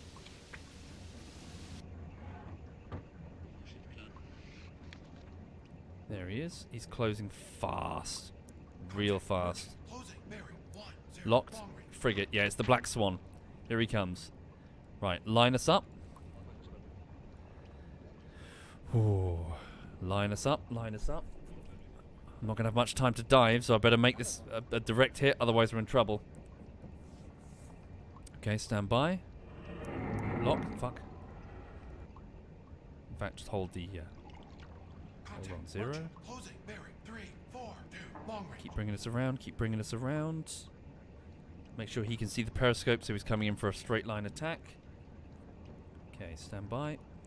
Bearing 0. Give me a bearing 0 shots. No angle on the bow, and speed is 0. Copy that. 5 meters impact. Fast moving magnetic. Hold on 0. That's my target. Merchant, closing, bearing 319, long range. Come slow. Rudder Ahead amidship. Rudder 0 degrees to port. Fuck. Rudder 1 degrees to port. Is it still coming in a straight line?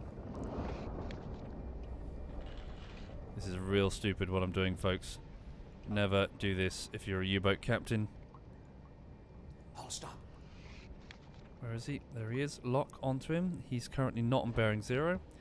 What's his range? He's very close. Okay. So if I miss, he's just going to kill me. Uh-oh. Are we still sinking? Oh, God, we're still flooding. Quickly. 42 minutes. You've got to get that sorted. Otherwise, we can't shoot. 42 seconds, even. Quickly, quickly, quickly. Maintain speed. Lift the nose. Okay, so... torpedo computer. Straight line the bastard. Make sure it's 0. Okay, come on, come on, come on, come on, come on.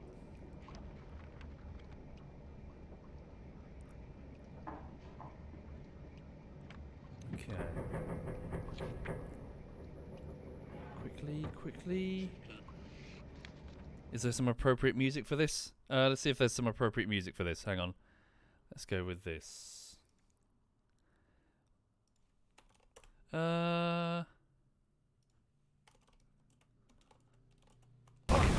Oh, he's turning! No, no, no, no, no! Oh! We're taking damage, sir. Yes! Yes! Oh, we got him. Thank you, Carl, but we're badly hit as well. Holy crap. Okay, will that be enough? I don't know. How bad is our flooding? Very bad. Radio antenna has been destroyed. Our radar's been destroyed. Damn it, I should have dived sooner. 2-0. Okay, get that flooding under control.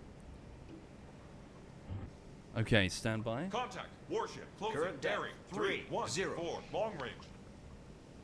Yes, sir. How bad? Okay, looks like we knocked him out. Alright. God damn. God damn, we got punished for that, everybody. We really did. Current depth 4. Okay. Yes, Stay at sir. periscope Periscope depth. depth. Don't go too deep. Get that flooding under control. Current depth 5-0. Yeah, we got her. She's going down fast. Holy shit.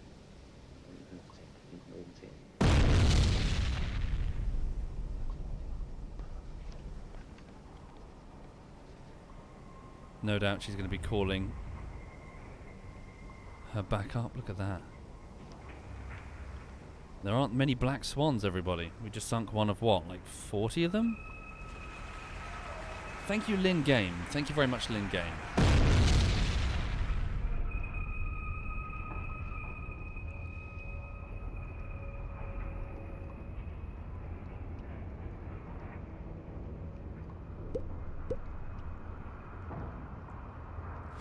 Okay.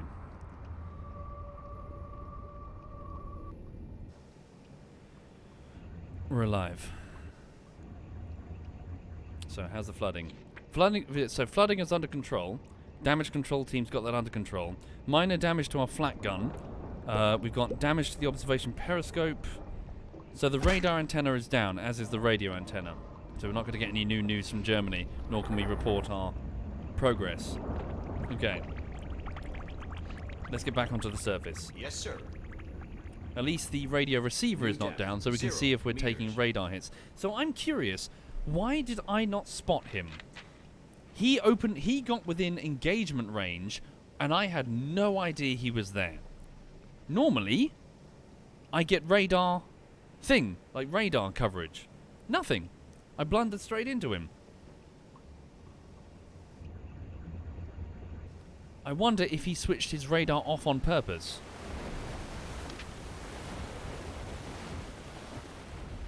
The AI in 1943 does get quite advanced. Indeed, that's what I mean. Maybe his radar was not switched on. Okay. Got pretty banged up. Hello, fuck. Who's that? I saw a ship. Did you see a ship or am I going crazy? Yes, I do see a ship. Back down to periscope depth. I assume that's probably his friend. Yep, it's another DD. Coming in to investigate. Back down again. Sorry, boys. Let's get the fuck away from this. Okay, so yeah, he's coming to investigate. Responding to the radio distress. Current depth 10. Okay. Thank you, Sati. Thank you very much, Sati. Cool, thank you, Digby. Yeah, I need to have a watch of it. Okay, let's try and pull away from him. Let's go... Yeah, pretty much this way. Just need to get clear of his... So what's his course? Hang on. Stay at periscope depth. Periscope depth. Right. Try to avoid his incoming course and then his follow-up sweep. So what's he doing? Is he coming on a straight line towards us? Let's have a look. He's currently doing a course of that. Not a good sign. Bearing 24 degrees. So let's try and get away from that. Okay. Get away from that and go deep. Yes, sir. New depth 162 meters. Okay.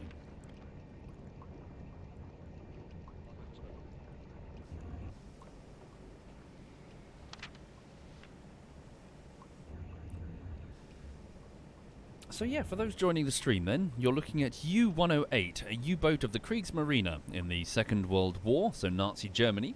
And, sorry, did I say 1948? Said U-108, 1943 is the year, sorry. And we are attacking a convoy. We've just destroyed one of their ships a while ago, in fact, so yesterday. We sunk it down there. And we accidentally picked up the convoy again up here, missed on 2 torpedoes that we fired at them, and now we're having to evade their destroyers. So we did sink one of their destroyers, which was a waste of a torpedo. Also, here's the bad news. Now that we've taken some hits, our external pressure hull may indeed be damaged. So I might not be able to dive as deep this time round. So we definitely don't want to get detected. Current depth 40.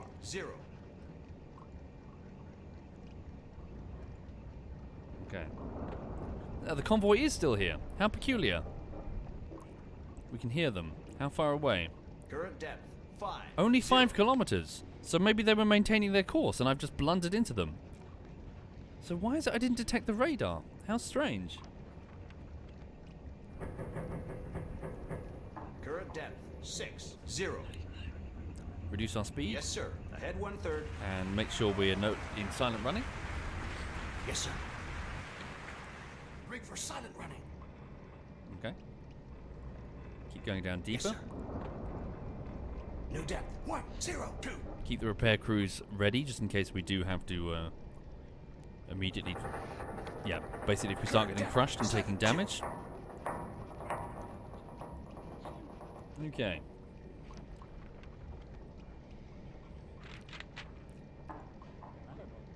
So where is he?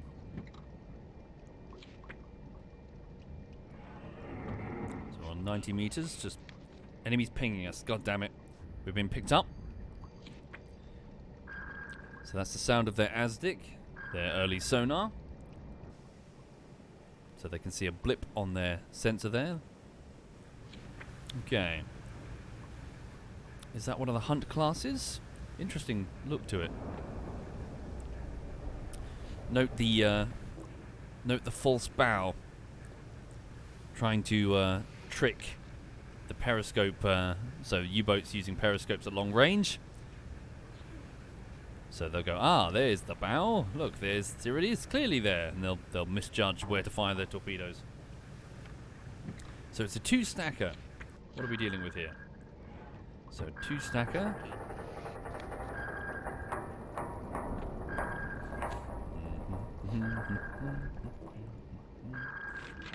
Nope. Current depth 100.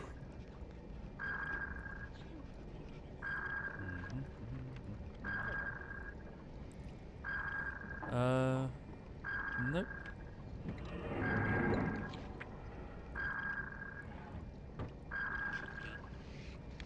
That might be it. Hunt 1? Nah.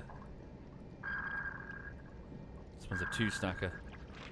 Hello, that could be you. False bow, tribal class. Or maybe that. That's also a double stacker. A V and W class? Let's have another look. Should probably pay more attention. He's about to come in for a depth charge run on me. Up, observation periscope. We're currently at a depth of 103 meters. Not deep enough. But again, I'm nervous that the pressure hull may not survive. Thank you, Malt Who. Thank you very much, Malt Who. Where is he? He's currently there, coming in on us. Not sure where. Walter, could I get a hydrophone operator? Walter, can you please continually report his current bearing? He says closing on bearing 117. Observation periscope 117. So 117 means that he's over there currently. Closing in on us. Yes, Rudder sir. hard to starboard, please. Rudder 25 degrees to starboard. Hi there, Avokdar. Oop. Yeah, it was a bit disappointing. I didn't want to spend the entire stream yesterday underwater, but there we are. Okay, we need to get deeper. Yes, sir. New depth 118. There we go. He's now going on his depth charge run, speeding up to avoid the depth charges. There we go. So again, as I mentioned the other night, so note that the depth charges are being launched sideways, left, right, beep, beep, beep, beep. The explosions are going to cause hydrostatic shock in the water to bend the hull of the submarine. They're trying to bend us like a ruler, trying to knock us out of shape because a U-boat needs to be straight. All the welds are held in place, it's not supposed to flex. So they're doing that. So, yep, they've done a run over there. They think we're over there. So they're hoping to bend the U-boat. We should be safe. We should be fine. Okay. So let's keep creeping away to the best of our ability. Carefully keep going down, but I'm just conscious of the fact that they may say we're taking damage and then suddenly we die because our pressure hull may have been compromised. So they're currently over there. They're probably doing a sweep. Are they going clockwise or anti-clockwise? Enemies pinging us. Are they?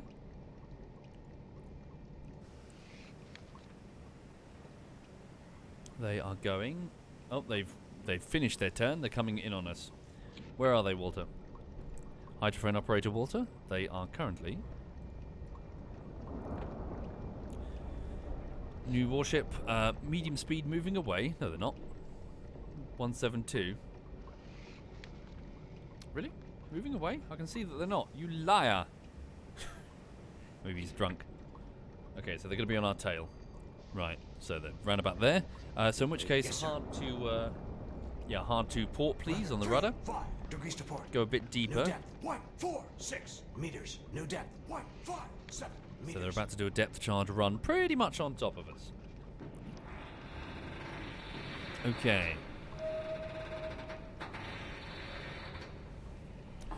So a second technique that I explained the other day when it comes to the depth charge run thing, particularly before the invention of the Hedgehog anti-submarine weapon, when using depth charges, note that one boat has to effectively lose contact with the submarine, or actually hold rudder. We're Yes, actually sir. in a good Rudder place. 0 degrees to starboard. Okay. Rudder 20 degrees So to the starboard. ship does its depth charge run and loses contact. Whoa, actually, we are actually a bit closer to the incoming than I would like. Hold rudder Yes, image. sir. Rudder 1 Should- degrees to port. We should be fine. So the destroyer has to get above the submarine to sink it, and being above the submarine, it means that the submarine can simply change its course and avoid the incoming depth charges, which take a while to sink. So in this time, the captain can simply maneuver to escape. So, one different technique pioneered by a particular captain whose name I can't quite remember, I'm afraid, was to have one destroyer do this, just do what this guy's doing normally, but have a second destroyer very quietly creep. So quietly, they would move so slow on the surface, effectively creeping up on the submarine, who wouldn't be able to hear them. The explosions of the depth charge, all the chaos, the hydrophone operator wouldn't be able to tell that there is in fact a second destroyer. And so that destroyer would then deploy its depth charges, and the U-boat would have no idea. So the U-boat captain wouldn't know to dodge, wouldn't know that there's depth charges coming down right now on their current position. Indeed, and the two, yes indeed, as Digby points out, the two destroyers with their separate ASDIC operators, their sonar operators in radio contact, will just be working together to direct each destroyer onto the target, meaning that they never lost sight of the submarine. At least one destroyer would always have it in its ASDIC. This technique, a simple technique, meant that, that's the convoy. This simple technique meant that, yeah, they could just sit on a U-boat until it's gone. Okay. Current depth 150. Where is he? Is he on our tail? He is currently on our tail somewhere. Please bring the U-boat around. Yes, sir. Ahead 1/3. Please go direct north 1/3. currently, please. Rudder 35 degrees to port. Keep going New deeper. course 0. New depth 1. The pressure hull appears to be 6 holding. We have meters. 153 meters of seawater above our head. Okay.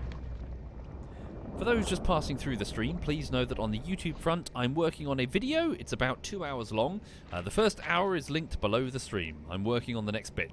So I've got a 45-minute segment on my timeline in front of me, and I've cut the audio, and now I'm doing the visuals. And of that 45 minutes, I've done 20 minutes of the visuals. So it's going fine. Again, as I keep saying, I'm entering the nervous, oh my god, I hope this video is good phase. Yeah. So please bear with me. I can only sincerely apologise for the huge content drought on the YouTube channel. I know it is extremely unusual. Okay. Stand by. That's the ASDIC pinging.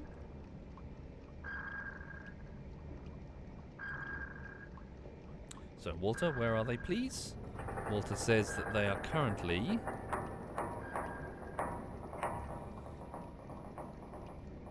He probably can't tell because the... I have to listen to myself. Hello?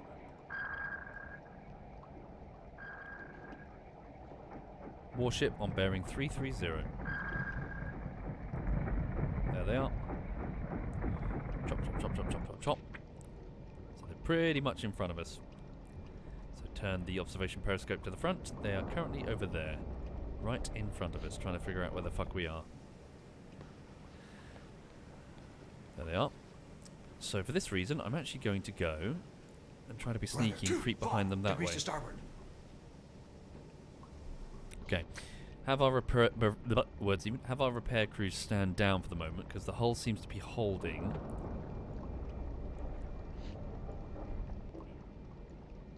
New depth. Come down a little bit deeper. Meters. So try to get the crews resting to the best of our ability. Not that anyone can really rest in this stress.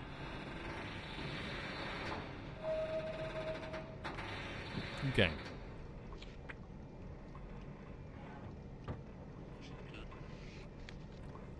Thank you, Milky Turtle, but you know what I mean. I worry that I'm pushing my luck sometimes. Okay. Does the crew automatically switch between diesel and electric? Yes, they do. Okay, he's trying to figure out where we are. 170. He's pretty much directly in front of us, I think. Walter? There he is. Bearing 290. So the front of the U-boat is here. And he's over here.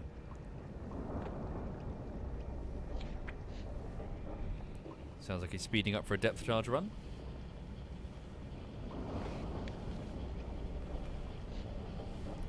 Here he comes, right in front of us, in fact. Looks like a pretty good run, frankly, if he starts dropping now. There he goes. I think he's just missed us, actually. Nevertheless, we have no reason not to speed up, frankly. Head full. Head full. Okay. Try to get out of this kill zone. And then get ready. Push forward, push forward, push forward. Away from this. We've gone up to 6 knots. Up from 4.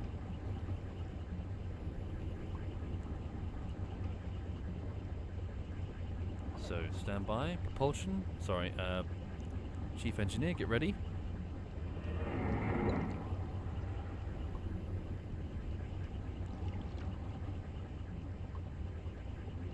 There's the depth charges coming in behind us.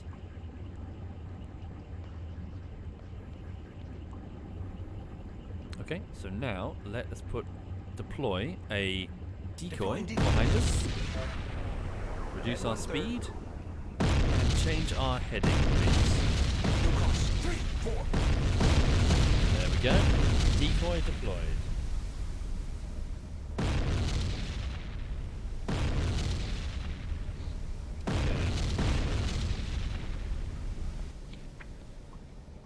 Right. So far, so good. So what's that? Sorry. So we've just deployed something called a bold, derived from kobold. It was a German sonar decoy used by U-boats during the Second World War from 1942 onwards, consisting of a metal canister about 10 centimeters in diameter filled with calcium hydride. It was launched by an ejector system known as the pill thrower.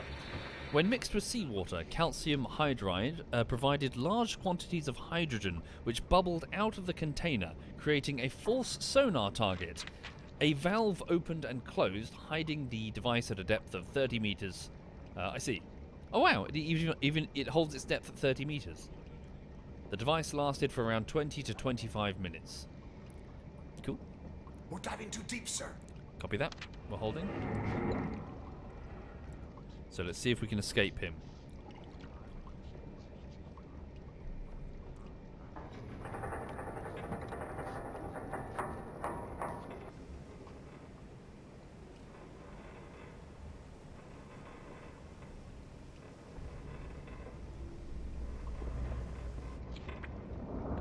So we're creeping away from our decoy.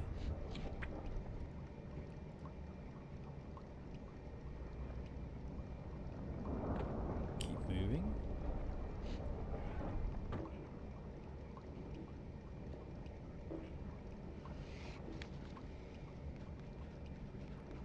Okay, keep creeping. Start heading north slightly.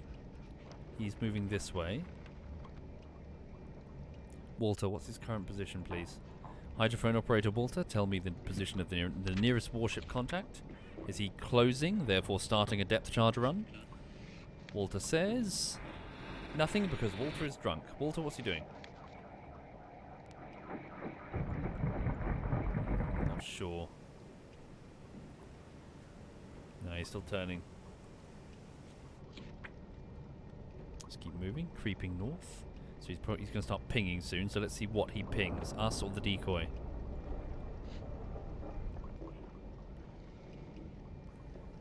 Oh, not good.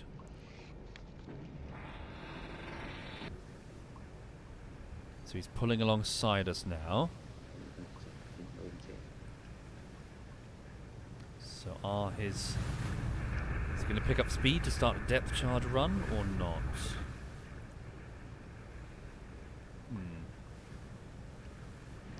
Okay. He is inconvenient. Okay. He's pretty much alongside us. New course. 288.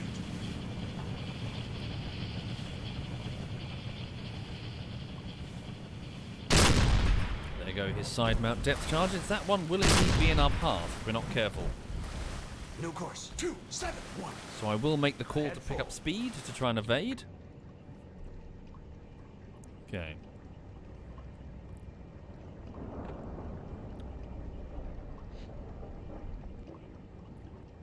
see them? Yep, there's one in our path right there.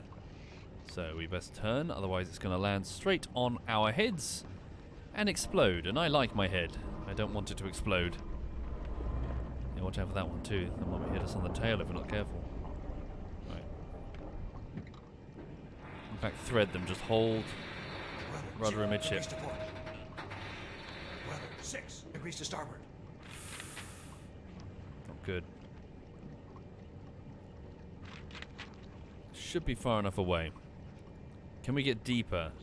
New depth 195 meters. Should be okay.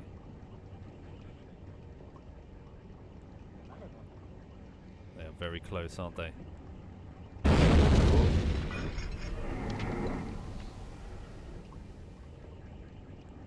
Okay, maintain New north. course 359.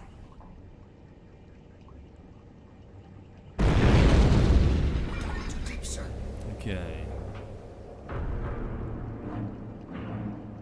We're taking damage. Ship taking damage. Okay, pull up. No, no, no, no, no, don't die. Meters. Current depth 190. New depth 177. Pull up, pull up, pull up, pull up, pull up. meters. Flank Ahead, speed. New depth 169. So meters. 19 is New too depth, deep. Our pressure hull is 183 damaged. meters. Shit.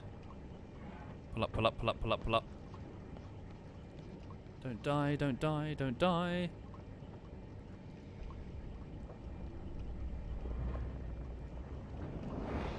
That's annoying, so we can get no deeper than this. New depth 177. Our pressure hull is damaged. We can't get deeper. Okay. Ahead standard. Damn. Survival now is going to be tricky. Very tricky. Where's our friend? There he is. Walter, what bearing is he currently? He's over to bearing 280, which is on our port side, so our left side. Okay.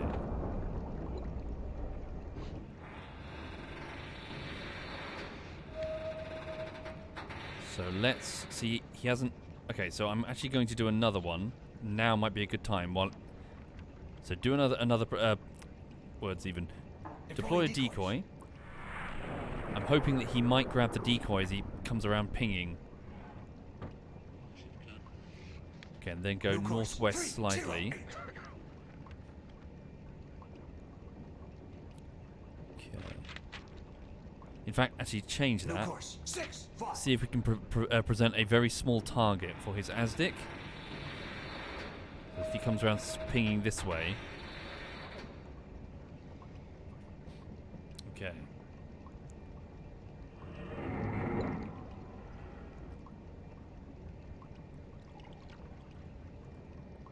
Whoops.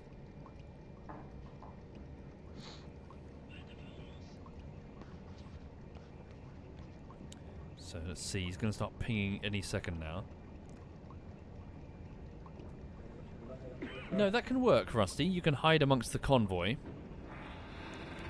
and cause the destroyers to get confused and try to avoid collisions. That can work, and it has worked. Trouble is, they are very numerous now. And one time I was sunk when I literally hid beneath a merchant ship, so they won't hesitate to fire depth charges at their own merchant ships, to my shock. Okay, where is he? So yeah, try to keep him on our tail then. Try to present a very small ASDIC target. Okay.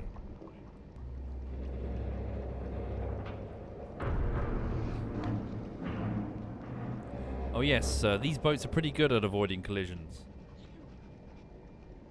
We're diving too deep. We're fine for the minute. Our pressure hull should hold.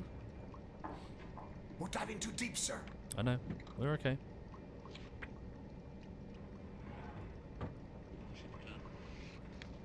Do we have some light damage? No, we're okay. Right. Keep turning the boat. New course 0. He's coming around. He's about to start using the. He's about to start pinging. So will he look at the hydrogen? Yeah, look at the hydrogen bubbles. What's the bigger ping? So get ready. He's about to start using the ASDIC.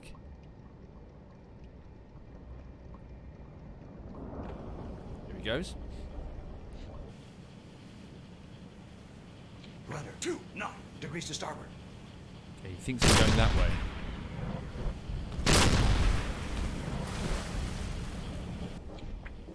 So go the opposite way. New course 60. He just went that way on us, you see? So he just pulled up behind us, then went this way. So we should be able to creep away. We're taking damage? New depth 170 meters. Have to go up by another 10 meters. Okay. Are we sinking? We are sinking. We need to... Ahead 1/3. Not good. Looks like we are sinking. Ahead 1/3. Pick up some speed here. Quickly. Ahead 3 knots. We're 181 meters deep. Go up to 170. Okay, stand by. That's my tail. So we're okay. Yep. That depth charge run was way off. New course, Start moving 7, east. 8. New course 8-6. Which way is he turning? He's moving. He's going anti-clockwise. That could be good for us. Keep trying to creep away. Head direct east. New course 9-4.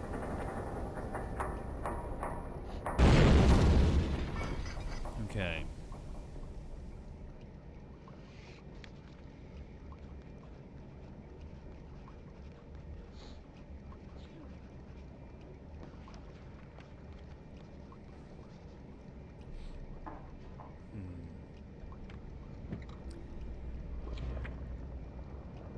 Indeed, so the decoy was down here.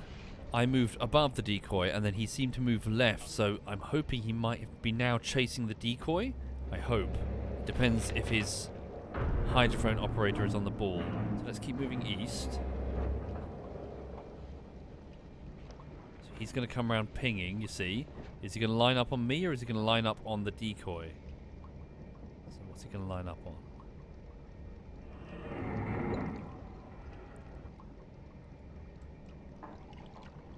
Here he comes.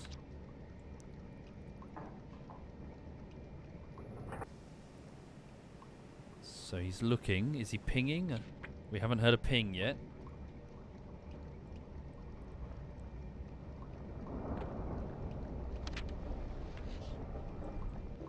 New course. Just trying to present a very small target. So very, very thin target. Not much is bouncing back. So we're deep as well. So he's got to get pretty close to ping us.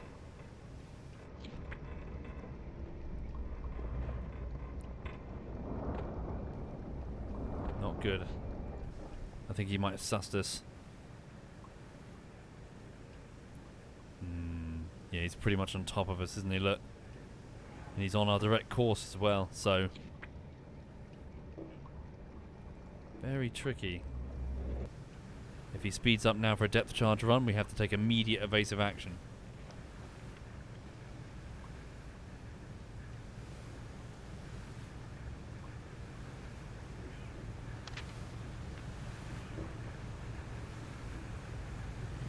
Hard evasive, hard evasive, up full, and change depth. Let's go, let's go, let's go. Push the boat, push the boat. That was a good run. There we go. Pretty much directly on our head, so we have to change our course and speed. And depth. Yeah, it's pretty, yeah, we're driving straight into them basically. So yeah. Let's go, let's go, let's go. Raise the boat. Get out of that kill zone.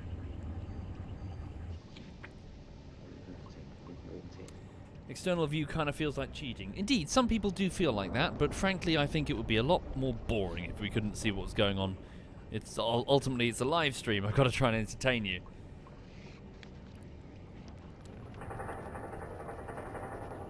Okay. Thank you, Fly8Oi. Thank you very much, Fly. Hope you're well, Fly.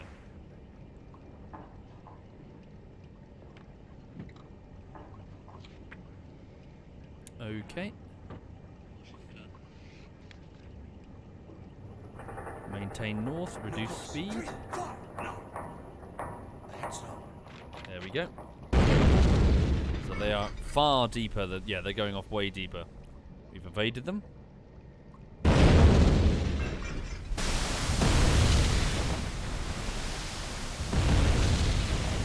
8. New course 8.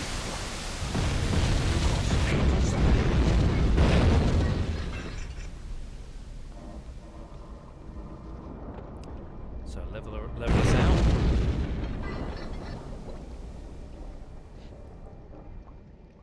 Thank you, Saber, and welcome indeed, Saber. Okay, level the boat out, please. Yeah, this is going to be very tricky to evade, isn't he? This guy's going to be a problem.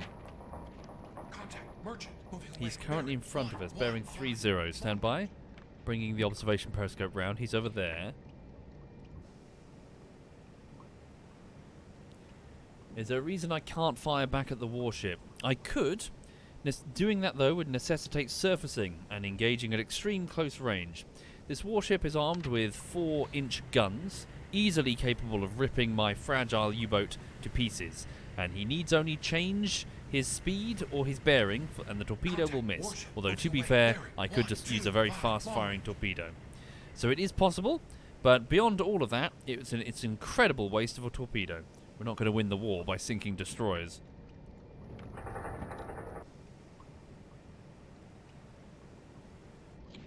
Okay. Hiding below the convoy, indeed, also possible, but in 1943 that's probably a bad idea. We're not fighting 2 destroyers, or rather 1 destroyer and 1 converted fishing vessel. This is 1943, we're facing like 8 destroyers, so we would effectively be kicking the hornet's nest.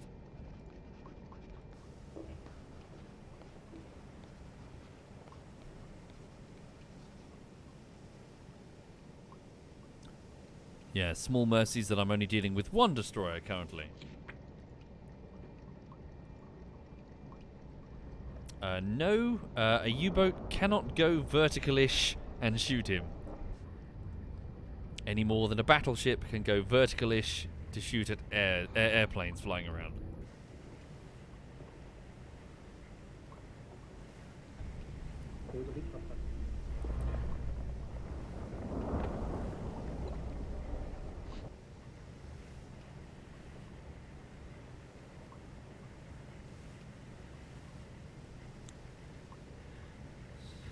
Come up a little bit. We're not as deep as we were before. We're on 118 meters now.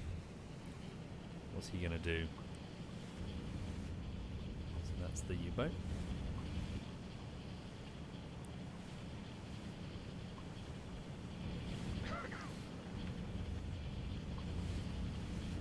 Okay. He's depth charging, but it's way off. Very good. Keep going Yes, north. sir. Head slow. New course 0. Yes, sir. Ahead slow. Are we sinking? I think we actually are, aren't we? Are we sinking? Do we have some flooding that I don't know about? No flooding currently.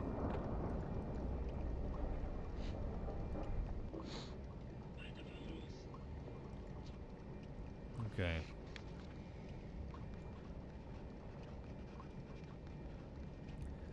We are indeed sinking. It's okay for the moment. We're not sinking to crush depth yet.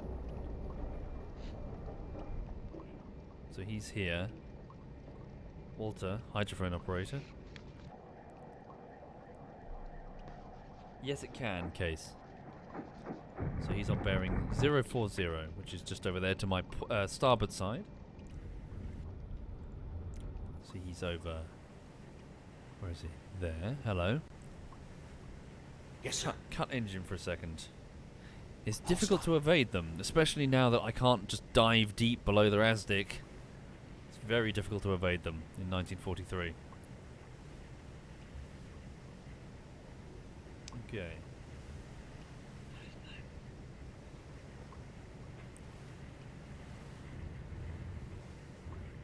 There's the boat. So they might get a good depth charge run on us.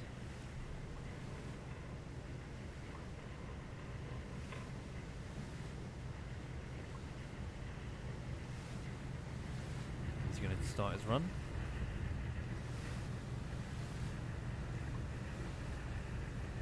No, we're okay.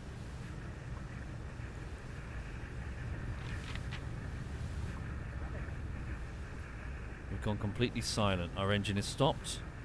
He doesn't know where we are. Okay, there's his run. Start creeping forward. Yes, sir. Ahead slow. Start moving northeast. Yes, sir. So New course. he thinks 6, we're over there. 5. He thinks we're further back. See? He doesn't realise where we are. Yes, sir. New depth. 1, 6, 2. Okay, nice and careful. Right. So just trying to evade the bugger. So bearing 180, he thinks we're down there. Keep moving.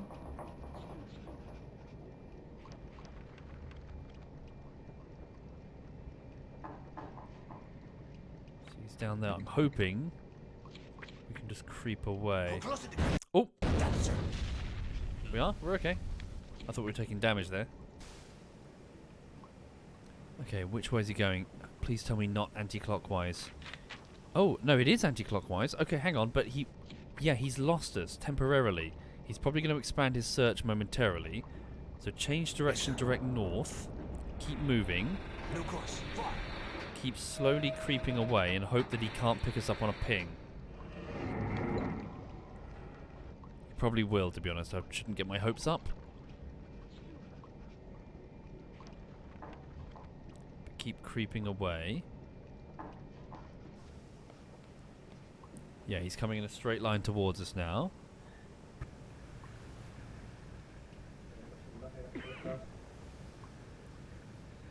A full speed run, Damo, would mean that the hydrophone operator will be able to hear us and be able to immediately turn the vessel around straight in our direction.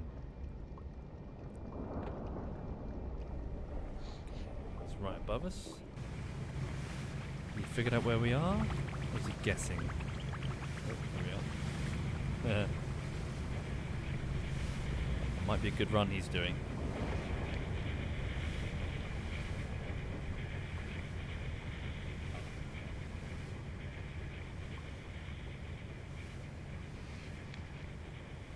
Yes, sir. New course. 6, 3. No, he's got nothing. Yeah, he's still searching. That wasn't a run. He doesn't know where we are. Okay. All right.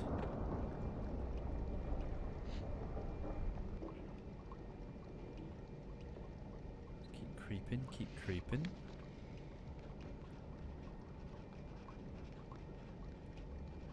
Watch our depth because we do have. So we need to pick up some speed in order to avoid critical depth. So Yes, sir. Current speed 3 knots. yes, we are slowly sinking.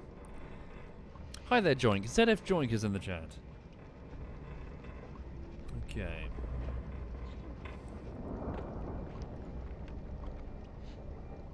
Try to pick up a bit of speed.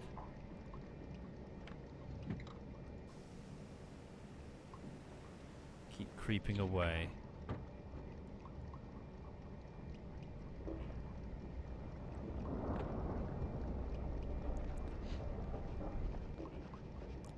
So he's currently a distance of around 1.3 kilometers from us. That's interesting. Keep moving. We might have just gotten away with it, maybe. Yes, sir. So he's now going to start doing an expanded sweep in. He's going to basically start spiraling. He's going to start looking for us. So just try to increase the distance. He might catch us. He might just get us on a ping. Sorry, for those just joining. He's circling with a very early form of sonar. He's bouncing sound off and waiting for a return back. See, can you see what he's doing? So he's swerving, he's spiraling. He's just trying to get that ping.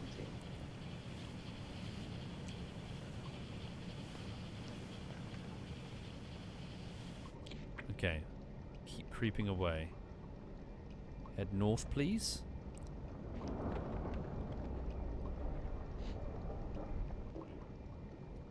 Okay, oh, interesting. That's a drastic course correction. He's still 1.6 kilometers. Is he returning? He might be returning. We might have just successfully evaded. I think he's going. Okay, we're alive. We did it. Come back up the periscope depth. He's on his way back to his friends in the Corvette. In the convoy, I think. Is he steaming away? Looks so. Okay, he's off to catch up with the convoy. Okay. We did it. Well, I mean, that was piss poor. I mean, I was all over the shop there. I got my U-boat shot up. I destroyed a destroyer. Who cares about a destroyer? So I lost a valuable torpedo. I damaged my U-boat. We're going to be in fucking repairs for weeks. And now, if I get caught again, we can't dive deeper than the maximum ASDIC range. So, bugger. Yeah, very dangerous, this convoy. Okay. So we'll try our best to shadow it, but I need to be way more careful. Okay. So we're going up to periscope depth again. Yeah, stay the fuck away from these guys. So the U-boat is now back up near the surface. Let's raise periscope. Okay.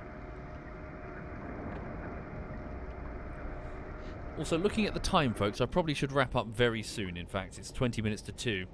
I need to go get on with the YouTube editing. Right. There we go. Periscope has now breached the surface, leaving a little trail. Okay. So, our quarry are over to bearing 80 approximately at a range of roughly 8 kilometers, so just on the edge of the view distance.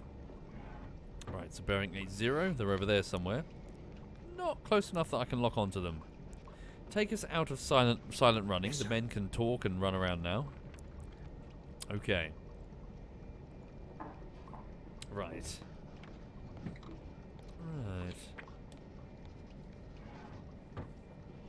Right. Not played it, Confidor. Not played it, sorry. Right, let's keep pulling away then. Get out of this. Head standard. Yes, sir. Ahead standard. Not for some time, killer, I'm afraid. Right. Hi there, Baldwin. Hi there indeed, Baldwin. Okay.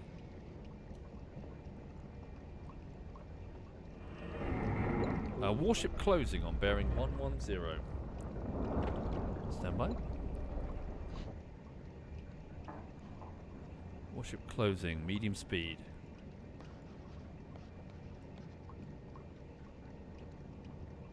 I think we're okay, aren't we? Him. Yeah, he's searching, look. Interesting. I gave him no reason to break away, and yet he did. What's the AI doing, I wonder? Okay.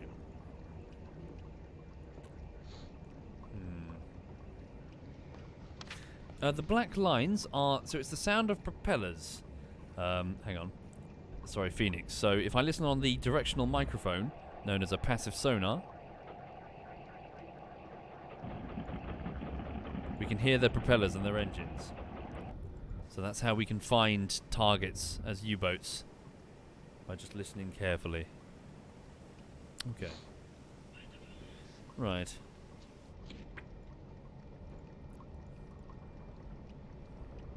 So keep moving, if you please. Right.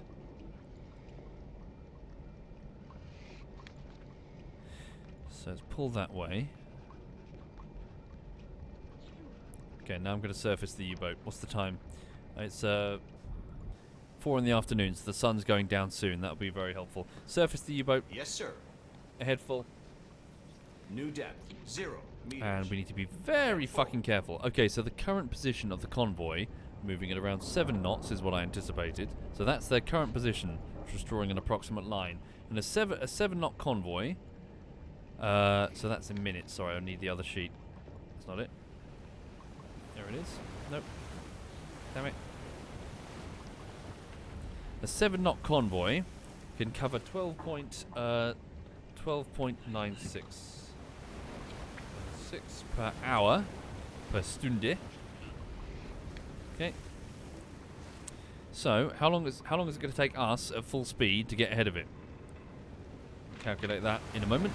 Whoa, this U-boat's banged up. Bloody hell. Okay.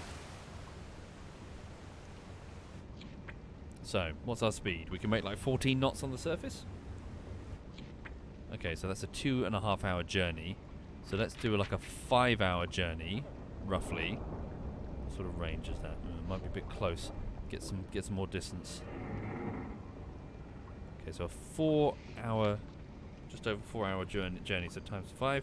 So they can get 64.8 kilometers. So from this current position. So draw a line, 64.8. Their approximate position would be there, meaning that we would have a separation of around 20 kilometers, letting us creep forward for a shot within about 12 kilometers. But bear in mind it's going to be night time, so we might need to get closer. So let's try that.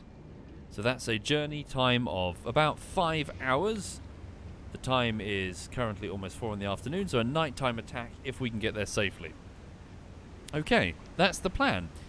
Unfortunately, though, please tune in next time, because I need to go and get on with editing today. So, yeah, thank you for being here. So, this stream, I made a convoy attack with 2 torpedoes, missed, pissed off a destroyer who shot the shit out of my U-boat, which is going to be many weeks in the U-boat pen getting repairs before we can go out on the next patrol. I wasted a valuable torpedo shooting at a destroyer and sunk it, only to be attacked and depth charged by another destroyer who I successfully evaded. So, pretty unsuccessful. We've sunk one ship, well, not including the destroyer, but one ship that matters from the convoy. Right. Thank you again, everyone. Have a lovely afternoon. This is U108. If you don't have Silent Hunter 3, I strongly recommend it with the Grey Wolves mod pack installed. Yeah, don't bother with 4 or 5. Apparently they're not very good, but I'll defer to Quebec's experience there. Right. So, give it a save. Save and exit. There we go. So yes, I'm going to go crack on with this video essay. Got lots of visual editing to do today in the hopes that I can get this piece ready for you. In the meantime, please let me hand you over to... Who's doing what? Let's have a look. So Harry's on. Harry's playing something. Who else is on? So both Harry and SWAT Knight. So Harry is doing Valorant and ZF SWAT Knight is doing Microsoft Flight Simulator. Please let me hand you over to ZF SWAT Knight as he explains what he's doing in Microsoft Flight Simulator. Have a lovely, lovely afternoon. Hope to see you again soon. This is ZF SWAT Knight.